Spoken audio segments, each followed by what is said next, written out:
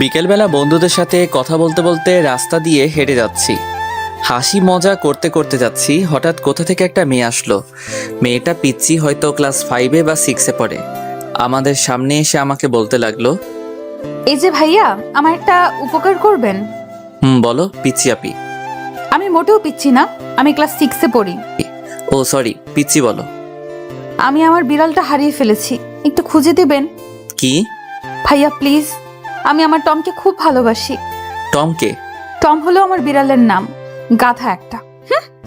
লে হালুয়া, আমি কেমনে জানবো তোমার টমটমের কথা? দেখুন ভাইয়া, আমার টমকে টমটম বলবেন না। আচ্ছা তুমি কি পাগল? আপনাকে আমি এই বলে আমার হাতে কামড় দিয়ে দৌড়ে চলে গেল। এসব আমার বন্ধুরা দেখে হাসতে লাগলো। আমি ব্যথায় মা গো বাবা গো বলে চিল্লাচ্ছি, আর হারামি বন্ধুরা দাঁত কেলিয়ে হাসছে। তখন জিহাদ বলল, দোষ, কামড়টা কেমন লাগলো? আরে শালা মজা নিস, এদিকে আমি ব্যথায় মরছি। তোর কপাল এটাই ছিল। কি সুন্দর করে কামড় দিল। মেয়েটা এমন কেন করলো রে? তুমি চান্দু মেয়েটাকে পাগল বলবা, আর মেয়েটা তোমায় চুমু দিবে? চুমু দিলে না করি না, আমার মন অনেক বড়, সেখানে সবার জায়গা হবে। সবাইকে বোনের নজরে দেখবি। দেখলি না মেয়েটা তোকে কি সুন্দর করে ভাইয়া ডাকলো। ভাইয়া থেকে জামাই হব, তোদের কথা দিলাম। তার মানে আমাদের লেখক প্রেমে পড়েছে, এটাও সম্ভব? ইয়ে না মানে হাত ব্যথা করছে, চল। কথা এড়িয়ে যাচ্ছিস কেন? তুই ব্যথায় মরে যাওয়ার আগে স্বীকার কর। ঠিক, স্বীকার কর, না হলে ছাড়ছি না। আরে ধুর, রাগ দেখিয়ে লাভ নাই চান্দু। প্রেমে পড়ছি, এবার ছেড়ে দে। এরপর হাত ধরে বাসায় চলে যেতে লাগলাম।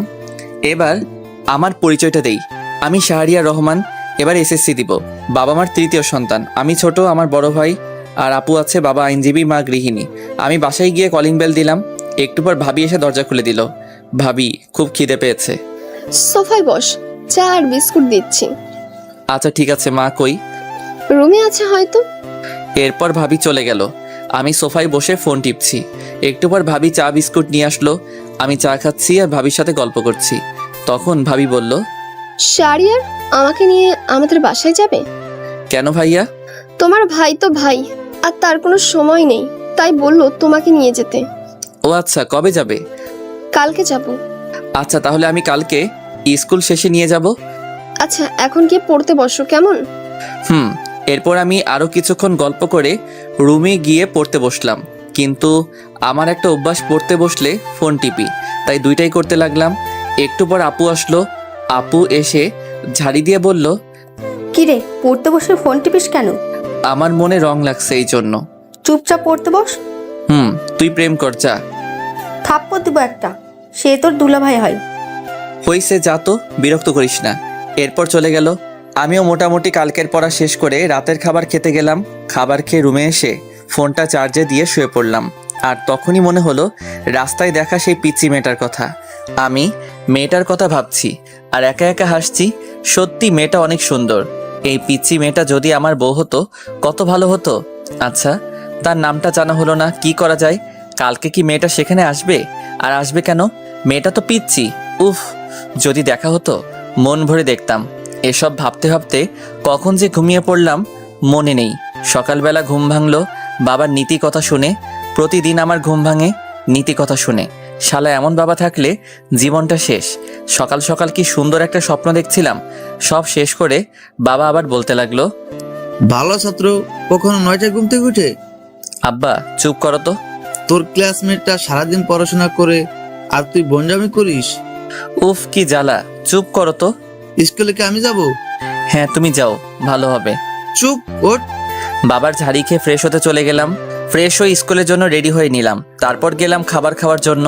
খাবার খেয়ে মার কাছ থেকে টাকা নিয়ে সাইকেল চালিয়ে স্কুলে চলে আসলাম। স্কুলে এসে সাইকেল রেখে ক্লাসে গেলাম। ক্লাসে গিয়ে দেখি জিহাদ মেয়েদের সাথে কথা বলছে। আমাকে দেখে আমার কাছে আসলো আর বলল, দোষ, আমাকে ওরা একা পেয়ে চর দিছে। কি বলিস, তাই নাকি? রে। ওকে দাঁড়া দেখছি। এরপর আমি ব্যাগ রেখে তাদের কাছে গেলাম। আমি গিয়ে বললাম, কি হলো, জিহাদকে মারছো কেন? তাহলে আমাদের সাথে ফাজলামো করে কেন? কি করছে? আমাদের ব্যাগ দিয়ে বেঞ্চ পরিষ্কার করছে। তাই নাকি? এটা তো একটা ভালো কাজ। এই বলে আমিও তাদের ব্যাগ নিয়ে আমার জায়গা মুছে ব্যাগটা আবার তাদের কাছে ফিরিয়ে দিলাম। তারপর জিহাদকে বললাম, ব্যাগ যদি বাঁচাতে চাস তাহলে ব্যাগ নিয়ে ক্লাস থেকে চলে আয়। আমি হাসতে হাসতে চলে আসলাম বাহিরে, আর তখন দেখি শান্ত আসছে। শান্ত আমাদের দেখে বলল, কিরে কি হয়েছে? আমি সবটা বললাম। সব শুনে শান্ত হাসতে লাগলো, আর জিহাদ বলল, দোস্ত আজকে কাজটা ঠিক হয়েছে। চল ক্লাসে যাই, সময় হয়ে গেছে। এরপর আমরা ক্লাসে চলে আসলাম। ক্লাসে এসে ক্লাস করতে লাগলাম। সবগুলো ক্লাস করে বের হলাম। বের হয়ে তিনজন রাস্তার এক পাশ দিয়ে সাইকেল চালিয়ে যাচ্ছি। হঠাৎ দেখতে পেলাম কালকের মেয়েটিকে। মেয়েটি হেঁটে হেঁটে বাসার দিকে যাচ্ছে হয়তো। আমি মেয়েটির কাছে গিয়ে সাইকেল ব্রেক করলাম, আর মেয়েটি বলল, আপনি কালকের ভাইয়াটা না? কোথায় যাচ্ছ? বাসার দিকে যাচ্ছি, দেখতে পাচ্ছেন না? না, আমি তো কানা।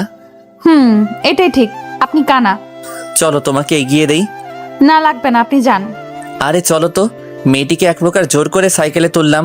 তারপর মেয়েটির সাথে কথা বলতে বলতে সাইকেল চালাতে লাগলাম। আচ্ছা, তোমাকে তো এই এলাকায় আগে দেখিনি। আমার বাবা এই জায়গায় বদলি হয়েছে তাই। ও, তোমার নাম কি? আমার নাম নুসরাত জাহান ঐশী। আপনার? মাশাআল্লাহ, খুব সুন্দর নাম, শাহরিয়া রহমান। আমাকে এখানে নামিয়ে দেন। আমি ঐশীকে নামিয়ে দিলাম আর বললাম, কালকে একই জায়গায় অপেক্ষায় থাকবো, আর বিকালে বের হব। আচ্ছা ঠিক আছে, আমি ছাদে আসবো। আল্লাহ হাফেজ। আল্লাহ হাফেজ। এরপর বিদায় দিয়ে মেয়েটা চলে গেল। আমি ঐশীর যাওয়ার দিকে চেয়ে আছি। হঠাৎ আমাকে শান্ত ধাক্কা দিয়ে বলল, এই যে লেখক চলে গেছে, এবার বাসার দিকে যাওয়া যাক। চলো। এরপর আমি বাসার দিকে যেতে লাগলাম, আর যেতে যেতে জিহাদ বলল, এত তাড়াতাড়ি সবকিছু কেমনে সম্ভব? আর এসব বাদ দে। কেন বাদ দিবে কেন? তুই প্রেম করবি, আমরা কি করবো? তোরা বসে বসে দেখবি। আগে আমাদের সেটিংটা করিয়ে দে, না হলে তোর প্রেমে ভেজাল লাগামু। দিবনি। জিহাদ, তোর জন্য ক্লাসের ওই বজ্জাত মেয়ে লাবিবা ঠিক আছে? ঠিক আছে। ওর সাথে রিলেশন করলে দিনে কয়টা যে চর খামু হিসাব নাই। এটাই আমি চাচ্ছি। এসব কথা বলতে বলতে বাসায় চলে আসলাম। বাসায় এসে ফ্রেশ হয়ে নিলাম। ফ্রেশ হয়ে খাবার খেয়ে রেডি হলাম। ভাবিকে তার বাবার বাসায় দিয়ে আসার জন্য আমি রেডি হয়ে রুম থেকে বের হলাম। ও মা, সোফায় তাকিয়ে দেখি ভাবি ব্যাগ নিয়ে বসে আছে। আমি অবাক হলাম, কারণ ভাবির রেডি হওয়া এত তাড়াতাড়ি কেমনে? হয়তো বাবার বাসায় অনেকদিন পর যাবে, তাই হয়তো। এসব ভেবে ভাবির কাছে গেলাম। ভাবির কাছে যেতেই আমার হাতে বাইকের চাবি দিয়ে বলল, বাইক বের করো। তারপর মাকে বললাম, টাকা দাও। টাকা লাগবে না, তোর বাবার কাছে দিয়েছি। আরে আমাকে দাও। দরকার নাই। লে বাবা, বেড়াতে যাচ্ছি টাকা ছাড়া। তোর বাবার কাছে দিয়েছি। আরে শারিয়ার, চলো তো।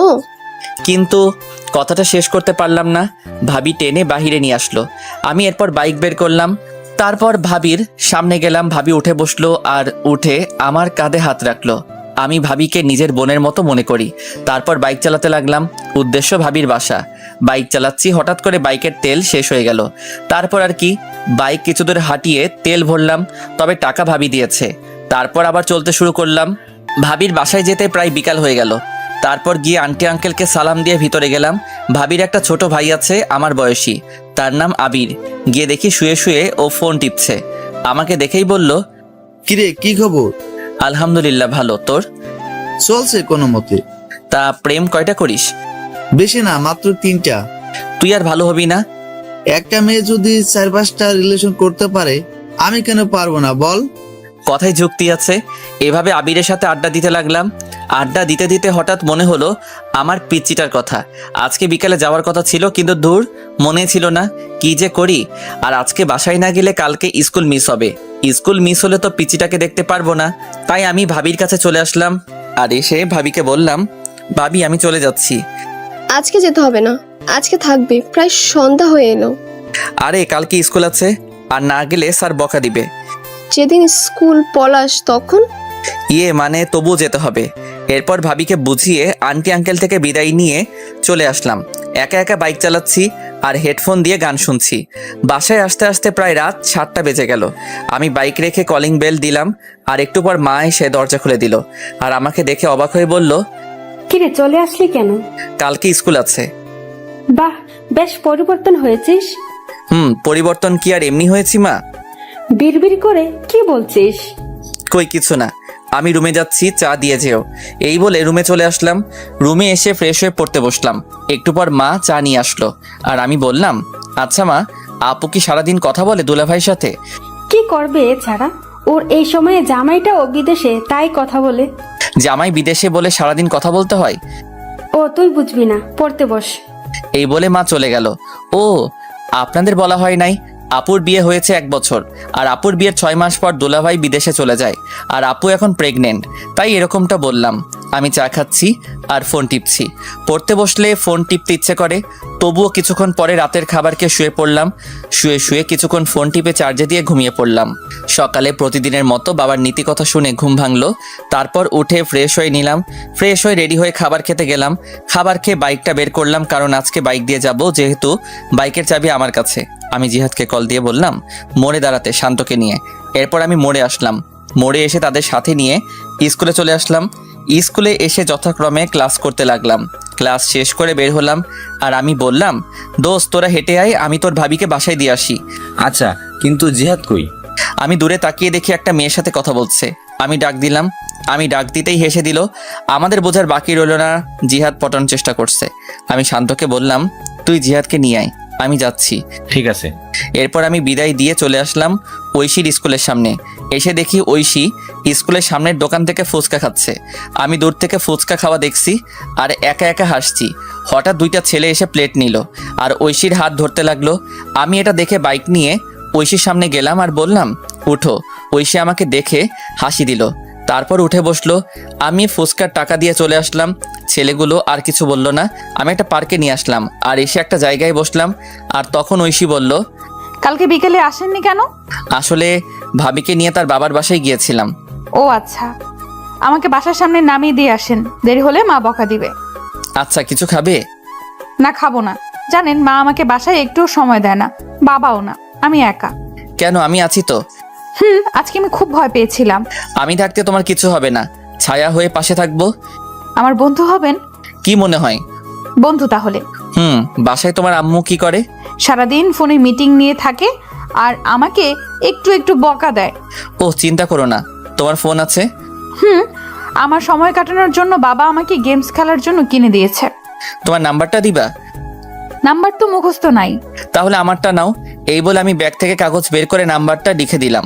এরপর ঐশীকে নিয়ে তার বাসার সামনে নামিয়ে দিলাম। নামিয়ে দিয়ে বিদায় দিয়ে চলে আসলাম। আর আসার সময় বললাম কল দিতে। এরপর আমি জিহাদ আর শান্তর কাছে চলে আসলাম। আমি কিছু দূর আসতেই দেখি শান্ত আর জিহাদ হেঁটে হেঁটে এদিকে আসছে। আমি গিয়ে তাদের সামনে ব্রেক করলাম আর উঠতে বললাম। এরপর ওদের নিয়ে ঘুরতে লাগলাম। কিছুক্ষণ ঘুরে ওদের বাসায় নামিয়ে দিয়ে আমি আমার বাসায় চলে আসলাম। বাসায় এসে ফ্রেশ হয়ে খাবার খেয়ে বিছানায় শুয়ে পড়লাম। আর তখনই আমার ফোনে একটা কল আসলো। আমি ফোনটা বের করে দেখি অচেনা নাম্বার। আমি ফোন রিসিভ করলাম। ওপাশ থেকে বলল আমি ঐশী। ও তুমি? এতক্ষণ তোমার কথাই মনে করছিলাম। কেন? আমাকে তুমি করে না বললে কল কেটে দিব। আচ্ছা, তুমি করে বলবো। গুড। খেয়েছো? তুমি? জানো মা যেন কার সাথে কথা বলে। কার সাথে বলে তুমি জিজ্ঞেস করো নাই? করেছি, মা আমাকে বকা দিছে। থাক, আর জিজ্ঞেস করো না, তোমার সবকিছু আমাকে বলবা। আচ্ছা, তুমি কিন্তু আমি ছাড়ার কারোর সাথে কথা বলবে না। আচ্ছা, বলবো না। এখন একটু ঘুমাও। এখন ঘুমালে বিকালে উঠতে পারবো না। তাহলে? আমার সাথে কথা বলতে হবে। এই টাকা নেই তো। আমার এই নাম্বারে ইমো খোলা, কল দাও। আচ্ছা, দিচ্ছি। এরপর ঐশী আমার ইমোতে কল দিল আর আমি কথা বলতে লাগলাম। বিকাল পর্যন্ত কথা বললাম। মেয়েটা এত কথা বলতে পারে। এরপর বিকালে বের হলাম আর ফোন দিয়ে জিহাদ আর শান্তকে আসতে বললাম। আমি বের হলাম সাইকেল নিয়ে। তারপর জিহাদ আর শান্তকে নিয়ে ওদের বাসার সামনে আসলাম। আমি এসে কল দিলাম আর বললাম সাদে আসতে। একটু পর সাদে এসে কল দিল। আমি দূর থেকে দেখছি আর কথা বলছি। এভাবে চলে 1টা বছর। আমি এসএসসি দিলাম আর মোটামুটি ভালো রেজাল্ট করলাম। আর এখন ঐশী এখন আমাকে ছাড়া কিছু বোঝে না, কিন্তু এখনো পর্যন্ত ভালোবাসি কথা বললো না। আমি নতুন কলেজে ভর্তি হলাম, 3জন একই কলেজে ভর্তি হলাম। আর আপুর একটা ছেলে হয়েছে আর ভাবিও প্রেগনেন্ট। এভাবে চলছিল দিনকাল। একদিন আমি ফোন রেখে কলেজে চলে গিয়েছিলাম আর সবার সাথে আড্ডা দিয়ে বিকালবেলা বাসায় ফিরলাম। বাসায় ফিরে ফোন হাতে নিয়ে দেখি 78টা মিস কল। আমি সাথে সাথে কল দিলাম আর কল দিতেই কল ধরলো। ওপাশ থেকে কান্নার আওয়াজ আসছে। আমি বুঝতে পারলাম আমার পিচিটা কান্না করছে। এই তুমি আজকে স্কুলে আসলে না কেন? তোকে আমি সকালে কল দিয়েছি, ধরিস নাই কেন? আসলে ফোন রেখে কলেজে গিয়েছিলাম তাই। তোর উপর রাগ করে স্কুলে যাইনি। সরি, এই কানে ধরছি, আর হবে না। কিন্তু ঐশী কান্না করছেই, এবারের মতো ক্ষমা করো। আজকে আমার জন্মদিন, তাই আজকে আসবা তুমি। আচ্ছা ঠিক আছে। তোমার বন্ধুদের নিয়ে আসবে। এবার হাসো। হয়েছে, পাম দিতে হবে না। পাগলি একটা। এরপর তার সাথে কথা বলা শেষ করে বিকালবেলা বের হলাম। তারপর জিহাদ আর শান্তকে আসতে বললাম আর ওদের নিয়ে মার্কেটে আসলাম। মার্কেটে এসে একটা উপহার কিনলাম, কিনে বের হলাম। তারপর বাইক নিয়ে চলে আসলাম। আমরা বাইক পার্ক করে ভিতরে গেলাম, গিয়ে দেখি ঐশী তার বান্ধবীদের সাথে কথা বলছে। আমাদের আসতে দেখে আমাদের কাছে আসলো আর এসে বলতে লাগলো, এত দেরি হলো কেন? আসলে রাস্তায় অনেক জ্যাম। হয়েছে, আর বলতে হবে না, চলো ভেতরে যাই। চলো। এরপর আমরা ভিতরে গেলাম। ঐশী তার মা বাবার সাথে পরিচয় করিয়ে দিল, কিন্তু আমি ওর মায়ের সাথে কথা বলে তেমন ভালো মানুষ মনে হলো না, একটু অহংকারী। ওর বাবা অনেক ভালো মানুষ, আমাদের সাথে বেশ আড্ডা দিতে লাগলো। এইভাবে চলে গেল বেশ কিছুক্ষণ। তারপর কেক কাটা হলো। কেক কাটার পর ঐশী সবাইকে কেক খাইয়ে দিল। যখন আমার কাছে আসলো তখন কানের কাছে এসে বলল, এখন কেক খান, পরে আপনার কপালে মায়ের আছে, সকালেরটা ভুলিনি। না মানে। এরপর ঐশী আমাকে কেক খাইয়ে দিল, তারপর চলে গেল। তারপর আমরা খাওয়া দাওয়া করলাম, সবাই চলে যেতে লাগলো বিদায় দিয়ে। তাই আমরাও চলে যাওয়ার জন্য আঙ্কেলের কাছ থেকে বিদায় দিলাম। বিদায় দিয়ে ঐশীর কাছে আসলাম। ঐশীর কাছে এসে বললাম, যাচ্ছি তাহলে। তখন আমাকে একটা নীরব জায়গায় টেনে নিয়ে আসলো আর এসে আমাকে কিল ঘুষি মারতে লাগলো। আমি এসব কাণ্ড দেখে একা একা হাসছি। আর কোনো দিন যদি দেখি আমার সাথে এমন করতে। আর করব না, এবার খুশি? খুশি, সাবধানে যেও। এরপর বিদায় দিয়ে চলে আসলাম। আমি জিহাদ আর শান্তকে তাদের বাসায় নামিয়ে দিয়ে আমি আমার বাসায় চলে আসলাম। বাসায় এসে ফ্রেশ হয়ে পড়তে বসলাম। পড়ছি তখনই ঐশী কল দিল। আসসালামু আলাইকুম। ওয়ালাইকুম আসসালাম। কি করো? এই তো পড়ছি, তুমি? আমিও পড়তে বসলাম। শোনো না। বলো। আমি না একজনকে ভালোবাসি। সাথে সাথে মনটা খারাপ হয়ে গেল, হাসি মুখটা মলিন হয়ে গেল। তখন আমি বললাম, ও ভালো তো। তুমি কালকে ওই জায়গায় আসবে। কলেজ শেষ করে সময় পেলে আসবো। আসতে হবে। আর শাড়িটা কিন্তু খুব সুন্দর হয়েছে।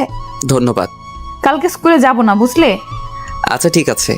এরপর আরও কিছু কথা বলে ফোনটা রেখে দিলাম আর বলতে লাগলাম, আমি যে তোমায় বড্ড বেশি ভালোবাসি, কেন বুঝতে পারো না? আমার চোখের সামনে অন্য কারো হাত ধরে বলবে এটা আমার ভালোবাসার মানুষ। কালকে এই দৃশ্য আমার জন্য অপেক্ষা করছে না, আমি পারবো না তোমায় ছাড়া থাকতে। এই বলে নিজের হাত কেটে ফেললাম। নিজের হাত থেকে যতটা না ব্যথা অনুভব হচ্ছে তার চেয়ে বেশি কষ্ট হয়েছিল। মনে হচ্ছিল এখনই যদি মারা যেতাম হয়তো সব কিছু ঠিক হতো, এটাই ভালো হতো। হঠাৎ মনে হলো কেউ আসছে আমার রুমে। আমি তাড়াতাড়ি করে রুম থেকে ব্যান্ডেজ নিয়ে ওয়াশরুমে চলে গেলাম। ওয়াশরুমে গিয়ে ব্যান্ডেজ করে বের হলাম।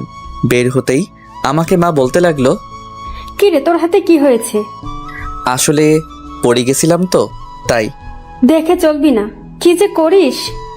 মা কিছু হবে না, তুমি যাও, আর আমি খেয়ে আসছি। খাবো না? আচ্ছা। এরপর মা চলে গেল। আমি বিছানায় শুয়ে পড়লাম।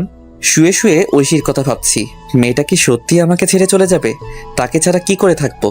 এসব ভাবতে ভাবতে কখন যে ঘুমিয়ে পড়লাম মনে নেই। সকালবেলা ঘুম থেকে উঠে ফ্রেশ হয়ে রেডি হয়ে নিলাম। তারপর অল্প খাবার খেয়ে কলেজে চলে আসলাম। আসলে সব কিছু করছি আগের মতো, কিন্তু ওই যে মন ভালো না থাকলে কিছু ভালো লাগে না। কলেজে গিয়ে চুপচাপ বসে আছি আর সবার সাথে হাসি মুখে কথা বলছি। এভাবে কলেজের ক্লাস শেষ করে বন্ধুদের সাথে করে নিয়ে সেই জায়গায় চলে আসলাম। আসতে অনেকটা দেরি হয়েছে। আমি এসে দেখি একটা পিচ্চি মেয়ে শাড়ি পরে বসে আছে। আমি ভালো করে দেখলাম এটা আমারই পিচ্চি। পাগলিটাকে আজ খুব সুন্দর লাগছে। কাজল কালো দুটি চোখ, পাতলা দুটি ঠোঁটে হালকা লিপস্টিক আর হাতে কাচের চুড়ি, দেখতে বউ বউ লাগছে। আমি কাছে গেলাম।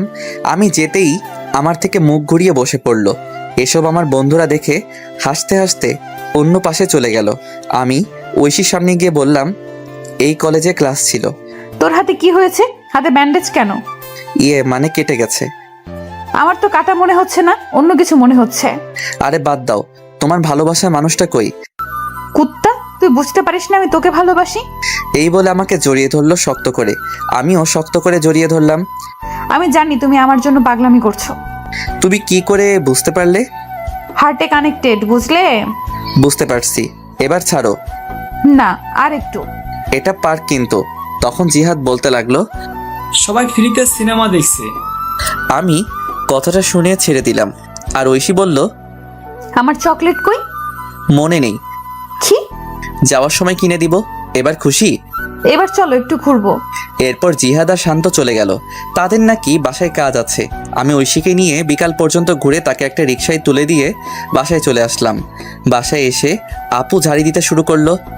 কলেজ কি মাত্র শেষ হলো? আড্ডা দিছি। এত আড্ডা কিসের? আমি কোনো কথা না বলে রুমে গিয়ে ফ্রেশ হয়ে নিলাম। তারপর মাকে বললাম খাবার দিতে। এরপর আমি খাবার খেয়ে ছাদে এসে ঐশীকে কল দিলাম। কল হতেই কল ধরলো। আমি ঐশীর সাথে কথা বলতে লাগলাম। এভাবে চলছিল আমাদের দুষ্টু মিষ্টি ভালোবাসা। 2 বছর পর আমি ইন্টার পরীক্ষা দিয়ে বেকার বসে আছি, আর ওদিকে ঐশী এবার ক্লাস 9-এ উঠেছে। তাই সারাদিন ঐশীর সাথে কথা বলি। একদিন রাতে ঘুমিয়ে আছি, হঠাৎ আমার ফোনে কল আসলো। আমি ফোনটা হাতে নিয়ে দেখে ঐশী ফোন দিয়েছে। আমি ঘুম ঘুম চোখে রিসিভ করলাম। রিসিভ করতেই ওপাশ থেকে কান্নার শব্দ ভেসে আসলো। আমি কান্নার শব্দ পেয়ে বিছানা থেকে উঠে বসলাম আর বলতে লাগলাম, এই কান্না করছো কেন?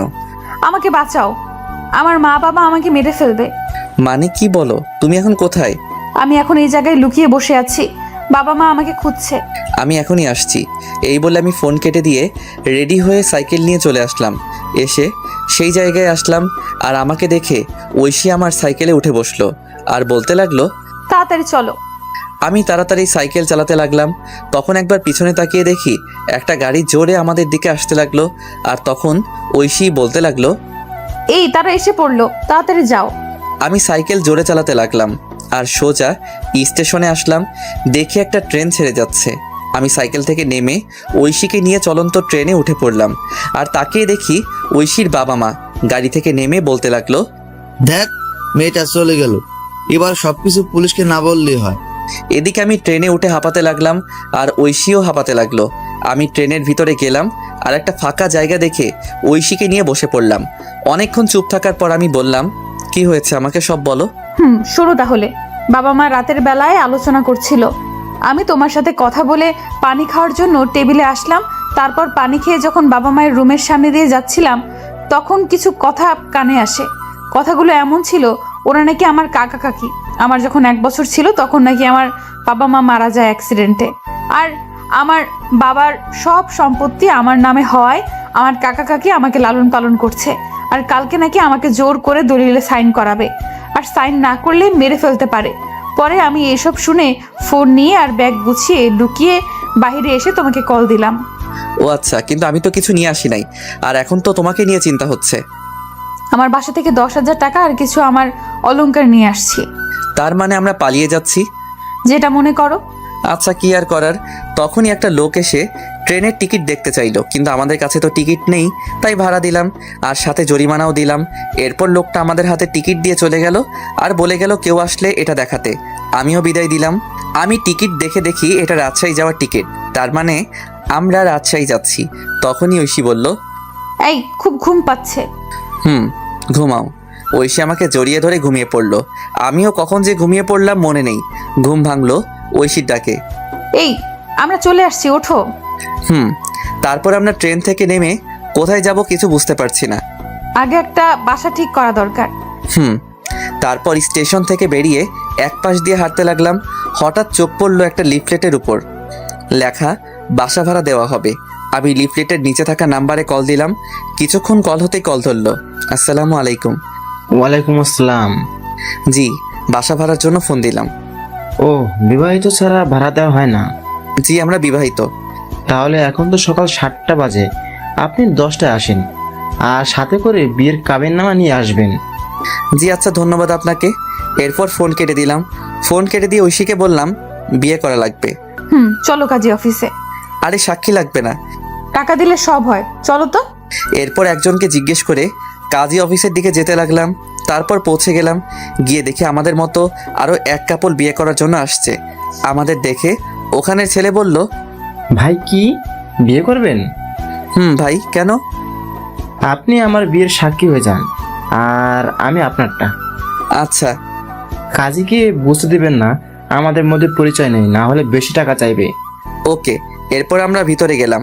ভিতরে গিয়ে একে একে বিয়েটা সেরে ফেললাম। বিয়ে শেষ করে প্রমাণস্বরূপ ফোনে পিক তুলে নিলাম। তারপর বিদায় দিয়ে আমরা আমাদের মতো চলে আসলাম। আর তখন ঐশী বলল, এই খুব খিদে পেয়েছে। আমারও খুব খিদে পেয়েছে, চলো আমরা একটা রেস্টুরেন্টে আসলাম আর সকালে নাস্তা করে সেই লোকের দেওয়া ঠিকানায় চলে আসলাম। আর এসে লোকটাকে আবার কল দিলাম, আঙ্কেল আমি আপনার বাসার সামনে দাঁড়িয়ে আছি। আচ্ছা দাঁড়াও, আসছি। একটু পর একটা লোক আসলো। চলো তোমাদের রুমটা দেখাই। এরপর লোকটা আমাদের রুম দেখাতে লাগলো আর বলল, ভাড়া 3,000 টাকা সব মিলিয়ে। ও আচ্ছা, তা আঙ্কেল আমরা আজকে উঠবো। আচ্ছা সমস্যা নেই। আমি আঙ্কেলকে 2,000 টাকা দিয়ে দিলাম। উনি বেশ খুশি হলো। তারপর আমার হাতে চাবি দিয়ে চলে গেল। আমি আর ঐশী মিলে রুমটা পরিষ্কার করতে লাগলাম। আর ঐশী বলল, এই তুমি বাজারে যাও আর এই জিনিসগুলো নিয়ে আসো। টাকা কত আছে? আছে 5,000 টাকা। এগুলোতে হবে? শোনো, বাজার করবা আর রান্না করার জন্য হাঁড়ি পাতিল আর 2টা প্লেট আর বিছানার জিনিসপত্র যা যা লাগে নিয়ে আসবে। ফ্লোরে বিছানা করবা, তাহলে চৌকির টাকাটা সেভ হবে। যাও তুমি। এরপর আমি একটা কাগজে লিখে চলে আসলাম বাজারে। এসে সব কিছু কিনতে লাগলাম আর আমার জন্য কিছু মার্কেট করলাম বাসায় পরার জন্য। ঐশীর কাপড় নিয়ে আসছে, তাই তার জন্য করতে হলো না। এসব কিনে বাসায় আসতে দুপুর হয়ে গেল। দুপুরে বাসায় এসে আমি সব কিছু গোছাতে লাগলাম আর ঐশী রান্না করতে গেল। আমি জানি ঐশী তেমন কোনো রান্না পারে না। পিচ্ছি একটা মেয়ে, মাত্র ক্লাস 9-এ উঠলো। আমি সব কিছু গুছিয়ে রান্নাঘরে গেলাম। গিয়ে দেখি পাগলিটা আমার জন্য ডিম ভাজি করছে। আমি গিয়ে পিছন থেকে জড়িয়ে ধরলাম আর ঐশী বলল, এই যে এখন গোসল করে আসো, তারপর খাবার খাবে। কি ডিম ভাজি করেছো? আসলে আমি ডিম ভাজি ছাড়া আর কিছুই পারি না। দূর পাগলি, আমার সমস্যা হবে না। তারপর গোসল করতে গেলাম। গোসল শেষ করে বের হয়ে দেখি পাগলিটা আমার জন্য খাবার নিয়ে বসে আছে। আমিও গিয়ে বসে পড়লাম। খাইয়ে দাও। তুমি পিচ্ছি যে খাইয়ে দেব? আমি পিচ্ছি, আমাকে খাইয়ে দাও। ও তাই? এরপর আমি ঐশীকে খাইয়ে দিতে লাগলাম। ঐশীও আমাকে খাইয়ে দিতে লাগলো। খাওয়া দাওয়া শেষ করে বিছানায় শুয়ে পড়লাম। শুয়ে শুয়ে ভাবছি আমাকে কোনো কাজ করতে হবে। যেভাবেই হোক। তখনই ঐশী আসলো, সোজা আমার বুকে এসে বলল, এই আমার না পড়াশোনা করে ডাক্তার হতে ইচ্ছে করে। ঠিক আছে, আমি তোমার স্বপ্ন পূরণ করব ইনশাল্লাহ। এবার চুপ করে ঘুমিয়ে পড়ো। মাথায় হাত বুলিয়ে দাও। আচ্ছা, এবার তো ঘুমাও। এরপর ঐশী আমাকে মাথায় হাত বুলিয়ে দিতে লাগলো। আমি কখন যে ঘুমিয়ে পড়লাম মনে নেই। যখন ঘুম ভাঙলো তখন দেখি পাগলিটা আমাকে জড়িয়ে ধরে ঘুমিয়ে আছে। আমি ডাক দিলাম না। ঠোঁটের উপর চুলগুলো এসে দোলা দিচ্ছে। আমি আর লোভ সামলাতে পারলাম না, দখল করে নিলাম ঐশীর ঠোঁটগুলো। একসময় ঐশীও আমাকে রেসপন্স দিতে লাগলো। আমি তার রেসপন্স পেয়ে পাগলের মতো চুমু দিতে লাগলাম। আমি পাগলের মতো আদর করেই যাচ্ছি, কিন্তু একসময় মনে হলো কাজটা ঠিক হচ্ছে না। ঐশী এখনো ছোট, তাকে এই সময় এটা করা ভালো হচ্ছে না। আমি আদর করা বাদ দিয়ে শক্ত করে জড়িয়ে ধরলাম। আর আমার এসব অবস্থা দেখে ঐশী বলল, এই কি হলো? এটা ঠিক হচ্ছে না। কেন? আমি তোমার বিয়ে করা বউ। যদি বাচ্চা পেটে আসে তাহলে তুমি নিজেকে সামলাবে নাকি পেটের বাচ্চাকে সামলাবে? কিন্তু আমি যে চাই। আগে তুমি বড় হও সেদিন। আমি এখন যথেষ্ট বড় হয়েছি। আরো বড় হতে হবে। কলেজে উঠো তারপর। এতদিন পারবে না থাকতে? চুপ। আর একটা ওর কথা না, আমি বাইরে যাব। কেন? কালকে তোমার স্কুলে ভর্তি করতে যাব আর কাজ খুঁজতে। আমার গলার হারটা নিয়ে যাও, না হলে ভর্তি হব কিভাবে? কিন্তু এটা কি ভালো হবে? শোনো, টাকা হলে সব কিনতে পারবো। এরপর আর কি, আমি উপর থেকে উঠে রেডি হয়ে নিলাম। রেডি হয়ে এটা নিয়ে বেরিয়ে পড়লাম আর একটা দোকানে এসে এটা বিক্রি করলাম। বিক্রি করে মোট 7,000 টাকা পেয়েছি। তারপর একটা স্কুলে গেলাম। স্কুল অনেক আগে ছুটি হয়েছে। দেখি অফিস রুম খোলা আছে। আমি অফিসের ভিতরে গিয়ে ভর্তির বিষয়ে কথা বললাম। তারপর হেড স্যার বললেন কালকে নিয়ে আসতে। তারপর আমি বেরিয়ে আসলাম। বেরিয়ে এসে একটা চায়ের দোকানে আসলাম। এসে চাচাকে চা দিতে বললাম। চাচা চা দিল আর তখন একটা লোক এসে চাচাকে খারাপ ভাষায় গালি দিতে লাগলো আর চাঁদা দিতে বলল। চাচা প্রথমে না করলো, কিন্তু লোকটা শুনলো না আর লোকটা চাচাকে একটা থাপ্পড় দিল। আমি সাথে সাথে লোকটাকে মারতে লাগলাম। একসময় লোকটা দৌড়ে চলে গেল আর চাচা আমাকে বলল, বাবা তোমায় কি বলে ধন্যবাদ দিব। আরে চাচা কি বলেন, আপনি আমার বাবার মতো। বসো বাবা, তোমাকে তো এই এলাকায় আগে কখনো দেখিনি। জি, আমি এই এলাকায় নতুন। ও আচ্ছা, বসো চা খাও। আচ্ছা চাচা, কোনো কাজ আছে? বেকার বুঝি? জি চাচা, যে কোনো কাজ হলেই চলবে। তুমি তো ভালো ঘরে ছিলে, তোমাকে কি সিএনজি চালাতে বলা যায়? সমস্যা নেই চাচা, সিএনজি চালাতে পারবো। চলো তাহলে আমার সাথে। এরপর চাচা আমাকে নিয়ে একটা সিএনজি গ্যারেজে আসলো আর এসে কথা বলল। কথা বলে আমার হাতে সিএনজি এর চাবি দিল আর একটা লোক এসে আমাকে সিএনজি চালানো শিখিয়ে দিল। এসব করতে করতে সন্ধ্যা হয়ে গেল, তাই ভাবলাম প্রথমবার একটা ভাড়া মেরে আসি। যেই ভাবা সেই কাজ। আমি বেরিয়ে পড়লাম সিএনজি নিয়ে। একটা মোড়ে এসে বসে আছি। হঠাৎ একটা মহিলা আসলো আর বলল, এই জায়গা যাবে? আমি বললাম জি ওঠেন। মহিলাটি উঠলো। আমি বললাম আমি তো তেমন চিনি না, আপনি একটু দেখিয়ে দিলে ভালো হতো। ওকে, সমস্যা নেই। এরপর মহিলাটা আমাকে রাস্তা দেখিয়ে দিল। আমি মহিলাটির জায়গায় নামিয়ে দিলাম। তারপর মহিলাটি আমাকে 100 টাকা দিল। আন্টি, আমি তো ভাড়া জানি না।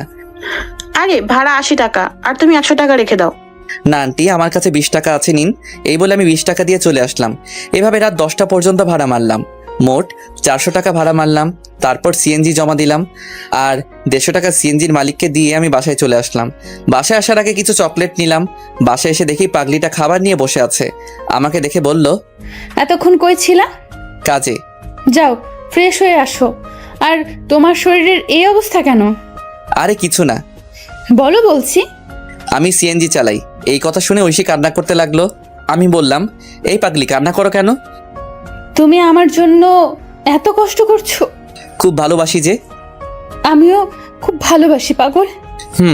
আমি ফ্রেশ হয়ে আসি পাগলি, এত কান্না করে না। যাও। এরপর আমি ফ্রেশ হতে গেলাম। তারপর ফ্রেশ হয়ে এসে বসলাম খাবার খাওয়ার জন্য। বাহ, আজ দেখি ডাল রান্না করলা। ইউটিউব দেখে সব শিখবো আর রান্না করব। তাই নাকি? হা করো। এরপর ঐশী আমাকে খাইয়ে দিতে লাগলো, আমিও খাইয়ে দিলাম। তারপর খাবার খেয়ে শুয়ে শুয়ে ফোন টিপছে, আর একটু পর ঐশী আমার বুকে আসলো আর বলল, এই যে আজকে কিন্তু বাসর রাত। জি ম্যাডাম। আদর দাও। না, আগে তোমার বয়স 18 হোক। উফ, যাও, লাগবে না। এই বলে বুক থেকে নেমে ওদিকে ফিরে শুয়ে পড়লো। আমি ফোনটা রেখে পিছন থেকে জড়িয়ে ধরলাম, আর জড়িয়ে ধরতেই কেঁপে উঠলো। আমি তাকে আমার দিকে ফিরিয়ে ঠোঁটে আলতো করে চুমু দিলাম। আমার না অন্য কিছু চাই। ঘুমাও, তোমার শরীরের ক্ষতি হবে। ওম্মা, তাই? এই বলে আমার কপালে চুমু দিয়ে আমাকে জড়িয়ে ধরে ঘুমিয়ে পড়ল। আমিও পাগলিটাকে জড়িয়ে ধরে ঘুমিয়ে পড়লাম। সকালবেলা ঘুম ভাঙলো। পাগলিটা ডাক শুনে আমি উঠে ফ্রেশ হয়ে রেডি হয়ে নিলাম। তারপর রেডি হয়ে নিলাম, ঐশীও রেডি হয়ে নিল। তারপর দুজনে খাবার খেয়ে বের হলাম। বের হয়ে একটা রিক্সা নিয়ে স্কুলের উদ্দেশ্যে রওনা দিলাম। কিছুক্ষণ পর স্কুলে পৌঁছে গেলাম। তারপর স্কুলে ঐশীকে ভর্তি করে দিলাম। ঐশীকে স্কুলে ভর্তি করে বিদায় দিয়ে চলে আসলাম। আর আসার সময় বলে আসলাম আমি নিতে আসব। তারপর আমি এসে সিএনজি নিয়ে বের হলাম। একটা কলেজের সামনে আসলাম। আমি সিএনজি রেখে ভিতরে গেলাম। ভিতরে গিয়ে সোজা অফিসে চলে আসলাম। এসে বললাম, স্যার আসতে পারি? আসো। আমি ভিতরে গেলাম আর বললাম, স্যার কলেজে ভর্তি হতে আসছি। কাগজপত্র নিয়ে আসতো? জি স্যার, এই নিন। স্যার কাগজপত্র দেখতে লাগলো, আর আমি আসার সময় কাগজপত্র নিয়ে আসছিলাম। তারপর সব কাজ শেষ করলাম। স্যার বললেন কাল থেকে কলেজে আসতে। আমি বাহিরে এসে কিছুক্ষণ সিএনজি চালিয়ে সিএনজিটা রেখে রিক্সা করে ঐশীকে আনতে গেলাম। ঐশীকে বাসায় রেখে আমি আবার সিএনজি চালাতে লাগলাম। সন্ধ্যা পর্যন্ত সিএনজি চালিয়ে বাসায় চলে আসলাম। বাসায় এসে ফ্রেশ হয়ে ঐশীকে বললাম কফি দিতে। আমি বিছানায় বসে পড়তে লাগলাম। ঐশী একটু পর কফি নিয়ে আসলো। আমি বললাম, নতুন স্কুল কেমন লাগলো? অনেক ভালো লাগছে, 2টা বান্ধবী পেয়েছি। ও আচ্ছা, এখন পড়তে বসো। তুমি কলেজে ভর্তি হয়েছো? কালকে থেকে কলেজে যাব। আচ্ছা। এরপর আমি পড়তে লাগলাম, আর ঐশীও পড়তে লাগলো। পড়াশোনা শেষ করে খাবার খেয়ে ঘুমিয়ে পড়লাম। সকালে উঠে আমি ঐশীকে স্কুলে দিয়ে আমি কলেজে চলে আসলাম। কলেজে এসে একজনকে জিজ্ঞেস করে ক্লাসে গেলাম। ক্লাসে পিছনের বেঞ্চে বসে আছি। হঠাৎ একটা ছেলে আসলো আর আমার সাথে বসে পড়লো, আর আমাকে বলল, হাই, আমি সাকিব, আমরা কি বন্ধু হতে পারি? হাই, আমি শাহরিয়ার রহমান। কিন্তু তোমার সাথে আমার কি মিলে? আরে বন্ধু কি পোশাক দেখে হয়? তবু আজকের যে সমাজ। আরে বাদ দাও, আজ থেকে আমরা তুমি করে বলবো। আচ্ছা। এরপর সাকিবের সাথে আড্ডা দিতে লাগলাম। একটু পর স্যার আসলেন। আমরা ক্লাস করতে লাগলাম। ক্লাস শেষ করে সাকিবকে নিয়ে বাহিরে আসলাম। আড্ডা দেই চলো। না রে, বাসায় কাজ আছে। আচ্ছা যা তাহলে। ওকে। তারপর আমি চলে আসলাম। ঐশীর স্কুলে এসে দেখি আমার জন্য বসে আছে। আমি যেতেই মুখ ঘুরিয়ে বসলো, আর আমি গিয়ে পাশে বসলাম। এই যে সরি, ক্লাসে ছিলাম। তাই বলে এত দেরি? আচ্ছা, আর হবে না, এবার চলো। ফুচকা খাবো। আচ্ছা চলো। এরপর ঐশীকে নিয়ে একটা ফুচকার দোকানে আসলাম। এসে দুজন মিলে ফুচকা খেলাম। তারপর রিক্সা নিয়ে বাসায় চলে আসলাম। বাসায় এসে ফ্রেশ হয়ে খাওয়া দাওয়া করে বের হয়ে পড়লাম। আমি এসে সিএনজি চালাতে লাগলাম। রাত 10টা পর্যন্ত সিএনজি চালিয়ে বাসায় চলে আসলাম। এভাবে দিনগুলো বেশ ভালো কাটছিল। অনেক দিন পর একদিন আমি সন্ধ্যায় সিএনজি চালাচ্ছি। হঠাৎ দেখি সাকিব রাস্তায় সিএনজি দেখে দাঁড়াতে বলল। আমি মুখটা ঢাকলাম। তারপর আমি দাঁড়ালাম, আর সাকিব উঠে পড়ল। ওই জায়গায় যাও। আমি গাড়ি চালাতে লাগলাম। একসময় মুখ থেকে কাপড়টা সরে যায় আর সাকিব দেখে ফেলে আর বলে গাড়ি থামাতে। আমি গাড়ি দাঁড় করালাম। তুই সিএনজি চালাস, আমাকে বলিস নাই? কি করব, কোনো চাকরি নেই। ধর বেটা, একবার আমাকে বলতি তুই। চুপ করে আছি। তুই কালকে এই জায়গায় যাবি, চাকরি হয়ে যাবে। কিন্তু কলেজ? কলেজের সব নোট আমি দিব, চিন্তা করিস না। আর তোর নাম্বার দে। আচ্ছা। এরপর আমি আমার নাম্বারটা দিলাম আর বিদায় দিয়ে চলে আসলাম। আমি তবুও রাত 10টা পর্যন্ত সিএনজি চালিয়ে বাসায় চলে আসলাম। বাসায় এসে ফ্রেশ হয়ে ঐশীর কাছে গেলাম। দেখি রান্নাঘরে কাজ করছে। ঐশীকে পিছন থেকে জড়িয়ে ধরে বললাম, এই কি করো? এই তো কাজ করি। খিদে পেয়েছে? যাও বসো, আমি আসছি। আচ্ছা। আমি বসে আছি, একটু পর ঐশী খাবার নিয়ে আসলো। আমি ঐশীকে খাইয়ে দিলাম আর সেও আমাকে খাবার খাইয়ে দিল। তারপর খাবার খেয়ে বিছানায় শুয়ে পড়লাম। শুয়ে শুয়ে ভাবছি চাকরিটা যদি হয় তাহলে একটু ভালো করে চলতে পারবো। প্রতিদিন এত কষ্ট আর ভালো লাগে না। তখনই ঐশী আমার কাছে আসলো। এই আমি কিন্তু এখন টেনে পড়ি, অনেক বড় হয়েছি। বুঝতে পারছি। বিয়ের তো প্রায় 1 বছর হলো, এখনো কাছে পেলাম না। তোমার স্বপ্ন পূরণ করতে হলে যে একটু কষ্ট করতে হবে। লাগবে না, আমার স্বপ্ন না, তুই ডাক্তার হবা, এটাই শেষ। আচ্ছা, আমার খুব ঘুম পেয়েছে। আমি ঐশীকে জড়িয়ে ধরে ঘুমিয়ে পড়লাম। ঐশীও ঘুমিয়ে পড়লো। সকালবেলা উঠে ফ্রেশ হয়ে রেডি হয়ে নিলাম। তারপর কাগজপত্র নিয়ে ঐশীকে স্কুলে নামিয়ে দিয়ে আমি অফিসে চলে আসলাম। আর আসার সময় বলে আসলাম চলে যেতে। আমি সাকিবের দেওয়া সেই ঠিকানায় চলে আসলাম। এসে ভিতরে গেলাম আর পিয়নকে বললাম স্যারের সাথে দেখা করব। আপনার নাম কি? শাহরিয়ার রহমান। অপেক্ষা করুন, আমি ভিতর থেকে আসছি। এরপর পিয়ন চলে গেল। একটু পর বের হয়ে আমাকে বলল ভিতরে যেতে। আমি ভিতরে গিয়ে সালাম দিলাম। উনি আমাকে বসতে বললেন। আমি বসলাম আর ফাইলটা ওনার কাছে দিলাম। উনি ফাইল নিয়ে দেখতে লাগলেন। গুড, রেজাল্ট তো ভালো। তুমি যেহেতু সাকিবের বন্ধু তাহলে সমস্যা নেই। সাকিব আমার ভাতিজা। ও আচ্ছা। চাইলে আজকে জয়েন করতে পারো। আর প্রথমে তোমার বেতন হবে 15,000 টাকা। ধন্যবাদ স্যার, আপনি খুব বড় উপকার করলেন। ধন্যবাদ দেওয়ার কিছু নেই। আমি রাফিকে সব বলে দিচ্ছি, সে তোমায় কাজ বুঝিয়ে দিবে। আচ্ছা স্যার। এরপর স্যার পিয়নকে ডাক দিয়ে বলল রাফাকে ডাক দিতে। কিছুক্ষণ পর একটা মেয়ে আসলো আর তখন স্যার বলল, এই হচ্ছে শাহরিয়ার, আজকে নতুন জয়েন করলো, তুমি তাকে কাজ বুঝিয়ে দিবে। আচ্ছা স্যার। শাহরিয়ারকে ডেস্কে নিয়ে যাও আর বুঝিয়ে দাও। এরপর ফাইল নিয়ে চলে আসলাম আর মেয়েটা আমাকে একটা ডেস্কে নিয়ে আসলো। আমি বসলাম আর মেয়েটা বলল, হাই, আমি রাফা। হ্যালো, আমি শাহরিয়ার। চলুন আপনাকে কাজ বুঝিয়ে দেই। চলুন। এরপর রাফা আমাকে কাজ বুঝিয়ে দিতে লাগলো। আমি ভালো করে বুঝতে লাগলাম। এভাবে দুপুর হয়ে গেল আর রাফা বলল তার সাথে লাঞ্চ করতে, তাই তার সাথে ক্যান্টিনে খেতে গেলাম। তারপর সেখানে সবার সাথে পরিচিত হয়ে নিলাম। সবার সাথে পরিচিত হয়ে অনেক ভালো লাগলো। তারপর আবার কাজ করতে লাগলাম। কাজ করতে করতে কখন যে অফিসের টাইম শেষ হয়ে গেল বুঝতে পারলাম না। এভাবে চলতে লাগলো আমার দিনকাল। 1.5 বছর পর সকালবেলা রেডি হচ্ছি ঐশীকে কলেজে নিয়ে যাওয়ার জন্য। ও হ্যাঁ, এখন ঐশী কলেজে পড়ে। আমি সকালবেলা রিক্সা নিয়ে কলেজের উদ্দেশ্যে রওনা দিলাম। এই মন দিয়ে ক্লাস করবা। আচ্ছা, দুপুরে কি বাসায় আসবা? না, কাজ আছে অফিসে। ও আচ্ছা, রাতে তাড়াতাড়ি বাসায় ফিরবা। কথা বলতে বলতে ঐশীর কলেজে চলে আসলাম। কলেজে এসে ঐশী নেমে পড়লো। আমি ঐশীকে বিদায় দিয়ে আমার অফিসে চলে আসলাম। অফিসে এসে কাজ করছি। এখন সবাই আমাকে অফিসে এক নামে চিনে। স্যারও খুব ভালোবাসে। আর পাশাপাশি পড়াশোনাও করছি। এসব করতে করতে বাড়ির কথা প্রায় ভুলেই গিয়েছিলাম, কারণ আমি জানি আমাকে কখনো বাবা মা ক্ষমা করবে না। আমিও সিম পাল্টে ফেলেছিলাম। অফিসে কাজ করছি, তখন পিয়ন আসলো আর আমাকে বলল, স্যার বলেছে লাঞ্চের পর ওনার সাথে মিটিং এ যেতে। আচ্ছা ঠিক আছে। তারপর পিয়ন মামা চলে গেল। আবার দেখি রাফা আসলো আর এসে বলল, এই যে মিস্টার, হ্যাঁ নানু। আপনার পিচ্ছি বউ কেমন আছে? ভালো আছে। এবার তোর জামাইয়ের খবর কি? ভালো। বসো, চা খাও। আজকে আমার তেমন কাজ নেই। তাই নাকি? তাহলে এগুলো করতে থাকো। হালা, আমি আসলাম ফ্রি হয়ে আড্ডা দিতে আর তুই আমার হাতে ফাইল দিচ্ছিস। আরে করো না, হাজার হোক আমি তোর 2 নাম্বার জামাই। আহারে কি শখ। গো। তোর না স্যারের সাথে মিটিং এ যাওয়ার কথা? দুপুরের পর। গুড। তারপর বল, ভাতিজি কবে দেখবো? আরে সবই তো জানিস, ও এখনো পিচ্ছি। শালা, লাগতে দিমু। কলেজে পড়ে আর এখনো পিচ্ছি, তাই না? তবু যদি ক্ষতি হয়? আজকে রাতে বাসরটা সেরে নে। আমি তো নতুন, তাই তোর বাসর ঘরে ভিডিওটা দিস, শিখতে পারবো। হালালুচ্চা, কাজ কর। তুই আবার লজ্জা পাস? জানতাম না। ভাই মাপ চাই, কাজ কর। এরপর কাজ করতে লাগলাম, আর কাজ করতে করতে লাঞ্চের টাইম হয়ে গেল। আমি খাবার খেয়ে একটু রেস্ট নিয়ে গাড়ি বের করলাম। একটু পর স্যার আসলো, তারপর আমি যেতে লাগলাম। রাস্তাটা একটা পার্কের পাশ দিয়ে। আমি নিজের মতো করে ড্রাইভ করছি। হঠাৎ একপাশে চোখ পড়লো, দেখি ঐশী একটা ছেলের সাথে পার্কের বেঞ্চে বসে আছে। আমি এটা দেখে গাড়ি ব্রেক করলাম, আর গাড়ি ব্রেক করতেই স্যার বলে উঠলো, শাহরিয়ার কোনো সমস্যা? না স্যার। যাও তাহলে, দেরি হয়ে যাচ্ছে। আমি এটা দেখে নিশ্চুপ হয়ে গেলাম। এতক্ষণ হাসি খুশি ছেলেটা এখন চুপচাপ হয়ে গেল। নিজের প্রিয় মানুষকে অন্যের পাশে দেখবো সেটা কখনোই ভাবতে পারিনি। ওইদিকে ঐশী, আচ্ছা সানি, আমরা তো বন্ধু তাই না? আর শোনো, তোমায় কিছু কথা বলবো। বলো। তোমার সাথে কি শাহরিয়ার ভাইকে মিলে তোমার চেয়ে কত বছর বড়, আর তুমি যদি ডাক্তার হও তাহলে কি তোমার সাথে যায়?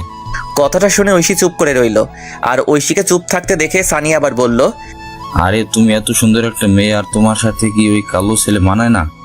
কিন্তু সে খুব ভালো। আজকাল ভালো বলে কোনো কথা নেই, আর সমাজে চলতে গেলে আমার মতো স্টাইল ছেলে দরকার। আজকে যেতে হবে, আল্লাহ হাফেজ। আর শোনো, এদিকে আমি ঐশীকে এই অবস্থায় দেখে খুব কান্না পাচ্ছে। কিন্তু ওই যে একটা কথা, ছেলেদের কখনো কান্না করতে নেই। ছেলেদের চোখে কান্না মানায় না, কারণ তারা পুরুষ। যে ছেলেটা বাসায় কোনো কাজ করে না কিন্তু পরিস্থিতির শিকার হলে সব কিছু করতে পারে, হ্যাঁ এটাই ছেলে। একটা ছেলে কখনো তার ভালোবাসাকে পরিবারের জন্য ছেড়ে যায় না, কিন্তু একটা মেয়ে পরিবারের জন্য ঠিকই চলে যায়। হয়তো আপনারা বলতে পারেন ছেলেরা কি তার পরিবারকে ভালোবাসে না, কিন্তু দিন শেষে দেখবেন একটা ছেলে পরিবারকে যেমন ভালোবাসে ঠিক তেমনি প্রিয় মানুষটিকেও ভালোবাসে।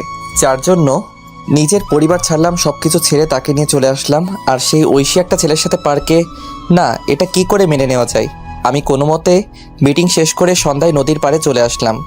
নদীর পাড়ে এসে বসে বসে কান্না করতে লাগলাম, যার জন্য নিজের লাইফ পরিবর্তন করলাম। আর সে অন্য একটা ছেলের সাথে। আজ পর্যন্ত আমি তাকে বকা পর্যন্ত দেইনি, হ্যাঁ এখনও দিব না। তুমি যা চাও তাই হবে। আমি না হয় অজানা রাজ্যে হারিয়ে যাব। এসব ভাবতে ভাবতে কখন যে রাত 11টা হয়ে গেল বুঝতেই পারলাম না। আমি উঠে বাসার দিকে হাঁটা দিলাম। রাস্তার এক পাশে দিয়ে হেঁটে যাচ্ছি আর আজকের ঘটনা মনে করছি। আমি হেঁটে বাসায় আসলাম। বাসায় এসে কলিং বেল দিলাম। একটু পর ঐশী এসে দরজা খুলে দিল, আর আমাকে দেখে বলল, অফিস শেষ হয় বিকাল 5টায়, আর তুমি রাত 11টায় আসলে? আমি কোনো কথা না বলে ভিতরে চলে আসলাম। তারপর ফ্রেশ হয়ে নিলাম। ফ্রেশ হয়ে বিছানায় শুয়ে পড়লাম। আর তখন ঐশী আমার কাছে এসে বলল, আমি তোমাকে কিছু জিজ্ঞেস করছি, আর চলো খাবার খাবা। আমি বাইরে থেকে খেয়ে আসছি। কেন, তুমি জানো না আমি তোমায় ছাড়া খাই না? আমার শরীর খারাপ লাগছে, ঘুমাবো। আজকে তুমি এমন করছো কেন, কি হয়েছে? খুব ঘুম পাচ্ছে। আমি কম্বল জড়িয়ে ঘুমিয়ে পড়লাম। ঐশীও না খেয়ে শুয়ে পড়ল। সকালবেলা ঘুম ভাঙলো আজানের সময়। আমি উঠে পড়লাম, দেখি ঐশী এখনও ঘুমিয়ে আছে। আমি চুপচাপ ফ্রেশ হয়ে রেডি হয়ে বাইরে চলে আসলাম। বাইরে এসে মসজিদে গিয়ে ফজরের নামাজ আদায় করে পার্কের রাস্তায় হাঁটতে লাগলাম। একা একা, এখন ভোর, তাই তেমন লোকজন নেই। আমি পার্কের রাস্তায় হেঁটে চলছি, ভালোই লাগছে পরিবেশটা, নিবিড় আর ঠান্ডা বাতাস বইছে। তখনই আমার ফোনে কল আসলো। আমি ফোনটা বের করে দেখে ঐশী কল দিয়েছে। আমি ফোনটা রিসিভ করলাম, আর তখনই ওপাশ থেকে বলতে লাগলো, আমাকে না বলে চলে গেলে কেন, আর খাবার খেয়ে গেলে না কেন? তুমি ঘুমিয়েছিলে তাই ডাকিনি, আর আমার অফিসে কাজ আছে। আমি কি করলাম বলবে একটু? আরে তুমি আবার কি করবা, আর খাবার খেয়ে কলেজে যাও। বাই, আমি বিজি আছি। আমি কল কেটে দিলাম। তারপর ফোনটা সাইলেন্ট করে পকেটে রাখলাম। খুব খিদে পেয়েছে, তাই পার্ক থেকে একটা রেস্তোরাঁয় আসলাম। এসে সকালে নাস্তা করে অফিসে চলে আসলাম। অফিসে এসে আমি ডেস্কে বসে কাজ করছি, কিন্তু কাজে মন বসছে না। কি করব, তখনই রাফা আসলো আর বলল, এই যে স্যার, মন খারাপ কেন? আরে না। স্যার বলছে আজকে তুমি আর আমি আরেকটা প্রজেক্ট নিয়ে কাজ ও গুড। হাতের কাজগুলো শেষ কর, দুপুরের দিকে বের হব। আচ্ছা বন্ধু, তোমার যে মন খারাপ আমি বুঝতে পারছি। এখন বল কি ব্যাপার? আসলে তারপর আমি রাফাকে সব বললাম। সব শুনে রাফা ঐশীর উপর খেপে গেল। ঐশীকে মনে হচ্ছে ইচ্ছে মতো থাপ্পড় দেই। আচ্ছা যাও, আমি হাতের কাজগুলো শেষ করি। আর আমার একটা উপকার করবা? কি বল? ঐশীর সম্পত্তি ফিরিয়ে দিতে হবে। আচ্ছা, তোর দুলাভাইকে বলবো, তুই চিন্তা করিস না। ধন্যবাদ। আর এই নে সেই বাড়ির কাগজপত্র। আমি কিছু কাগজপত্র আগে তুলে রেখেছিলাম, এবার বাকিটা তোর জামাই করবে। ঠিক আছে। আর শোন, 2 দিনের মধ্যে কাজটা করতে বলবি প্লিজ, কারণ এই তারিখ ঐশীর জন্মদিন, আমি চাই এই দিনে উপহার দিতে। আচ্ছা ঠিক আছে, এবার কাজ কর। এরপর রাফা চলে গেল। ও আপনাদের বলা হয়নি, রাফার হাজবেন্ড পুলিশ, তাই কাজটা করতে বেশি সমস্যা হবে না। আমি কাজ করতে লাগলাম। কাজ করতে করতে দুপুর হয়ে গেল। তারপর ক্যান্টিন থেকে কিছু খেয়ে অফিসের গাড়ি নিয়ে বের হলাম আমি আর রাফা। আমি গাড়ি ড্রাইভ করছি আর তখন রাফা বলল, দোস্ত, ঐশীর কলেজের সামনে দিয়ে যা। কেন? অনেকদিন দেখি না, যা। কিন্তু ভাই প্লিজ। এরপর আমি গাড়িটা কলেজের সামনে দিয়ে নিয়ে যেতে লাগলাম। তারপর আমরা যেতেই দেখি কলেজ ছুটি হয়েছে। আমি গাড়িটা একটু দূরে দাঁড় করালাম। আমি আর রাফা গাড়িতে বসে আছি। হঠাৎ দেখি ঐশী কালকের সেই ছেলেটার সাথে হেসে হেসে কথা বলে যাচ্ছে। মনে হয় পার্কের দিকে যাচ্ছে। আমি রাফার দিকে তাকালাম, দেখি মাথা নিচু করে আছে আর আমাকে বলল, দোস্ত, আমি বুঝতে পারিনি রে। আরে ধুর, বাদ দে। চল, আমাদের দেরি হয়ে যাচ্ছে, এই বিষয় নিয়ে পরে কথা বলবো। এরপর আমি আমাদের কাজের উদ্দেশ্যে যেতে লাগলাম। ওদিকে ঐশী আর সানি হেঁটে হেঁটে পার্কে চলে গেল। পার্কে তারা একটা জায়গায় বসলো। আর তখন সানি বলল, একটা কথা বলবো। বলো।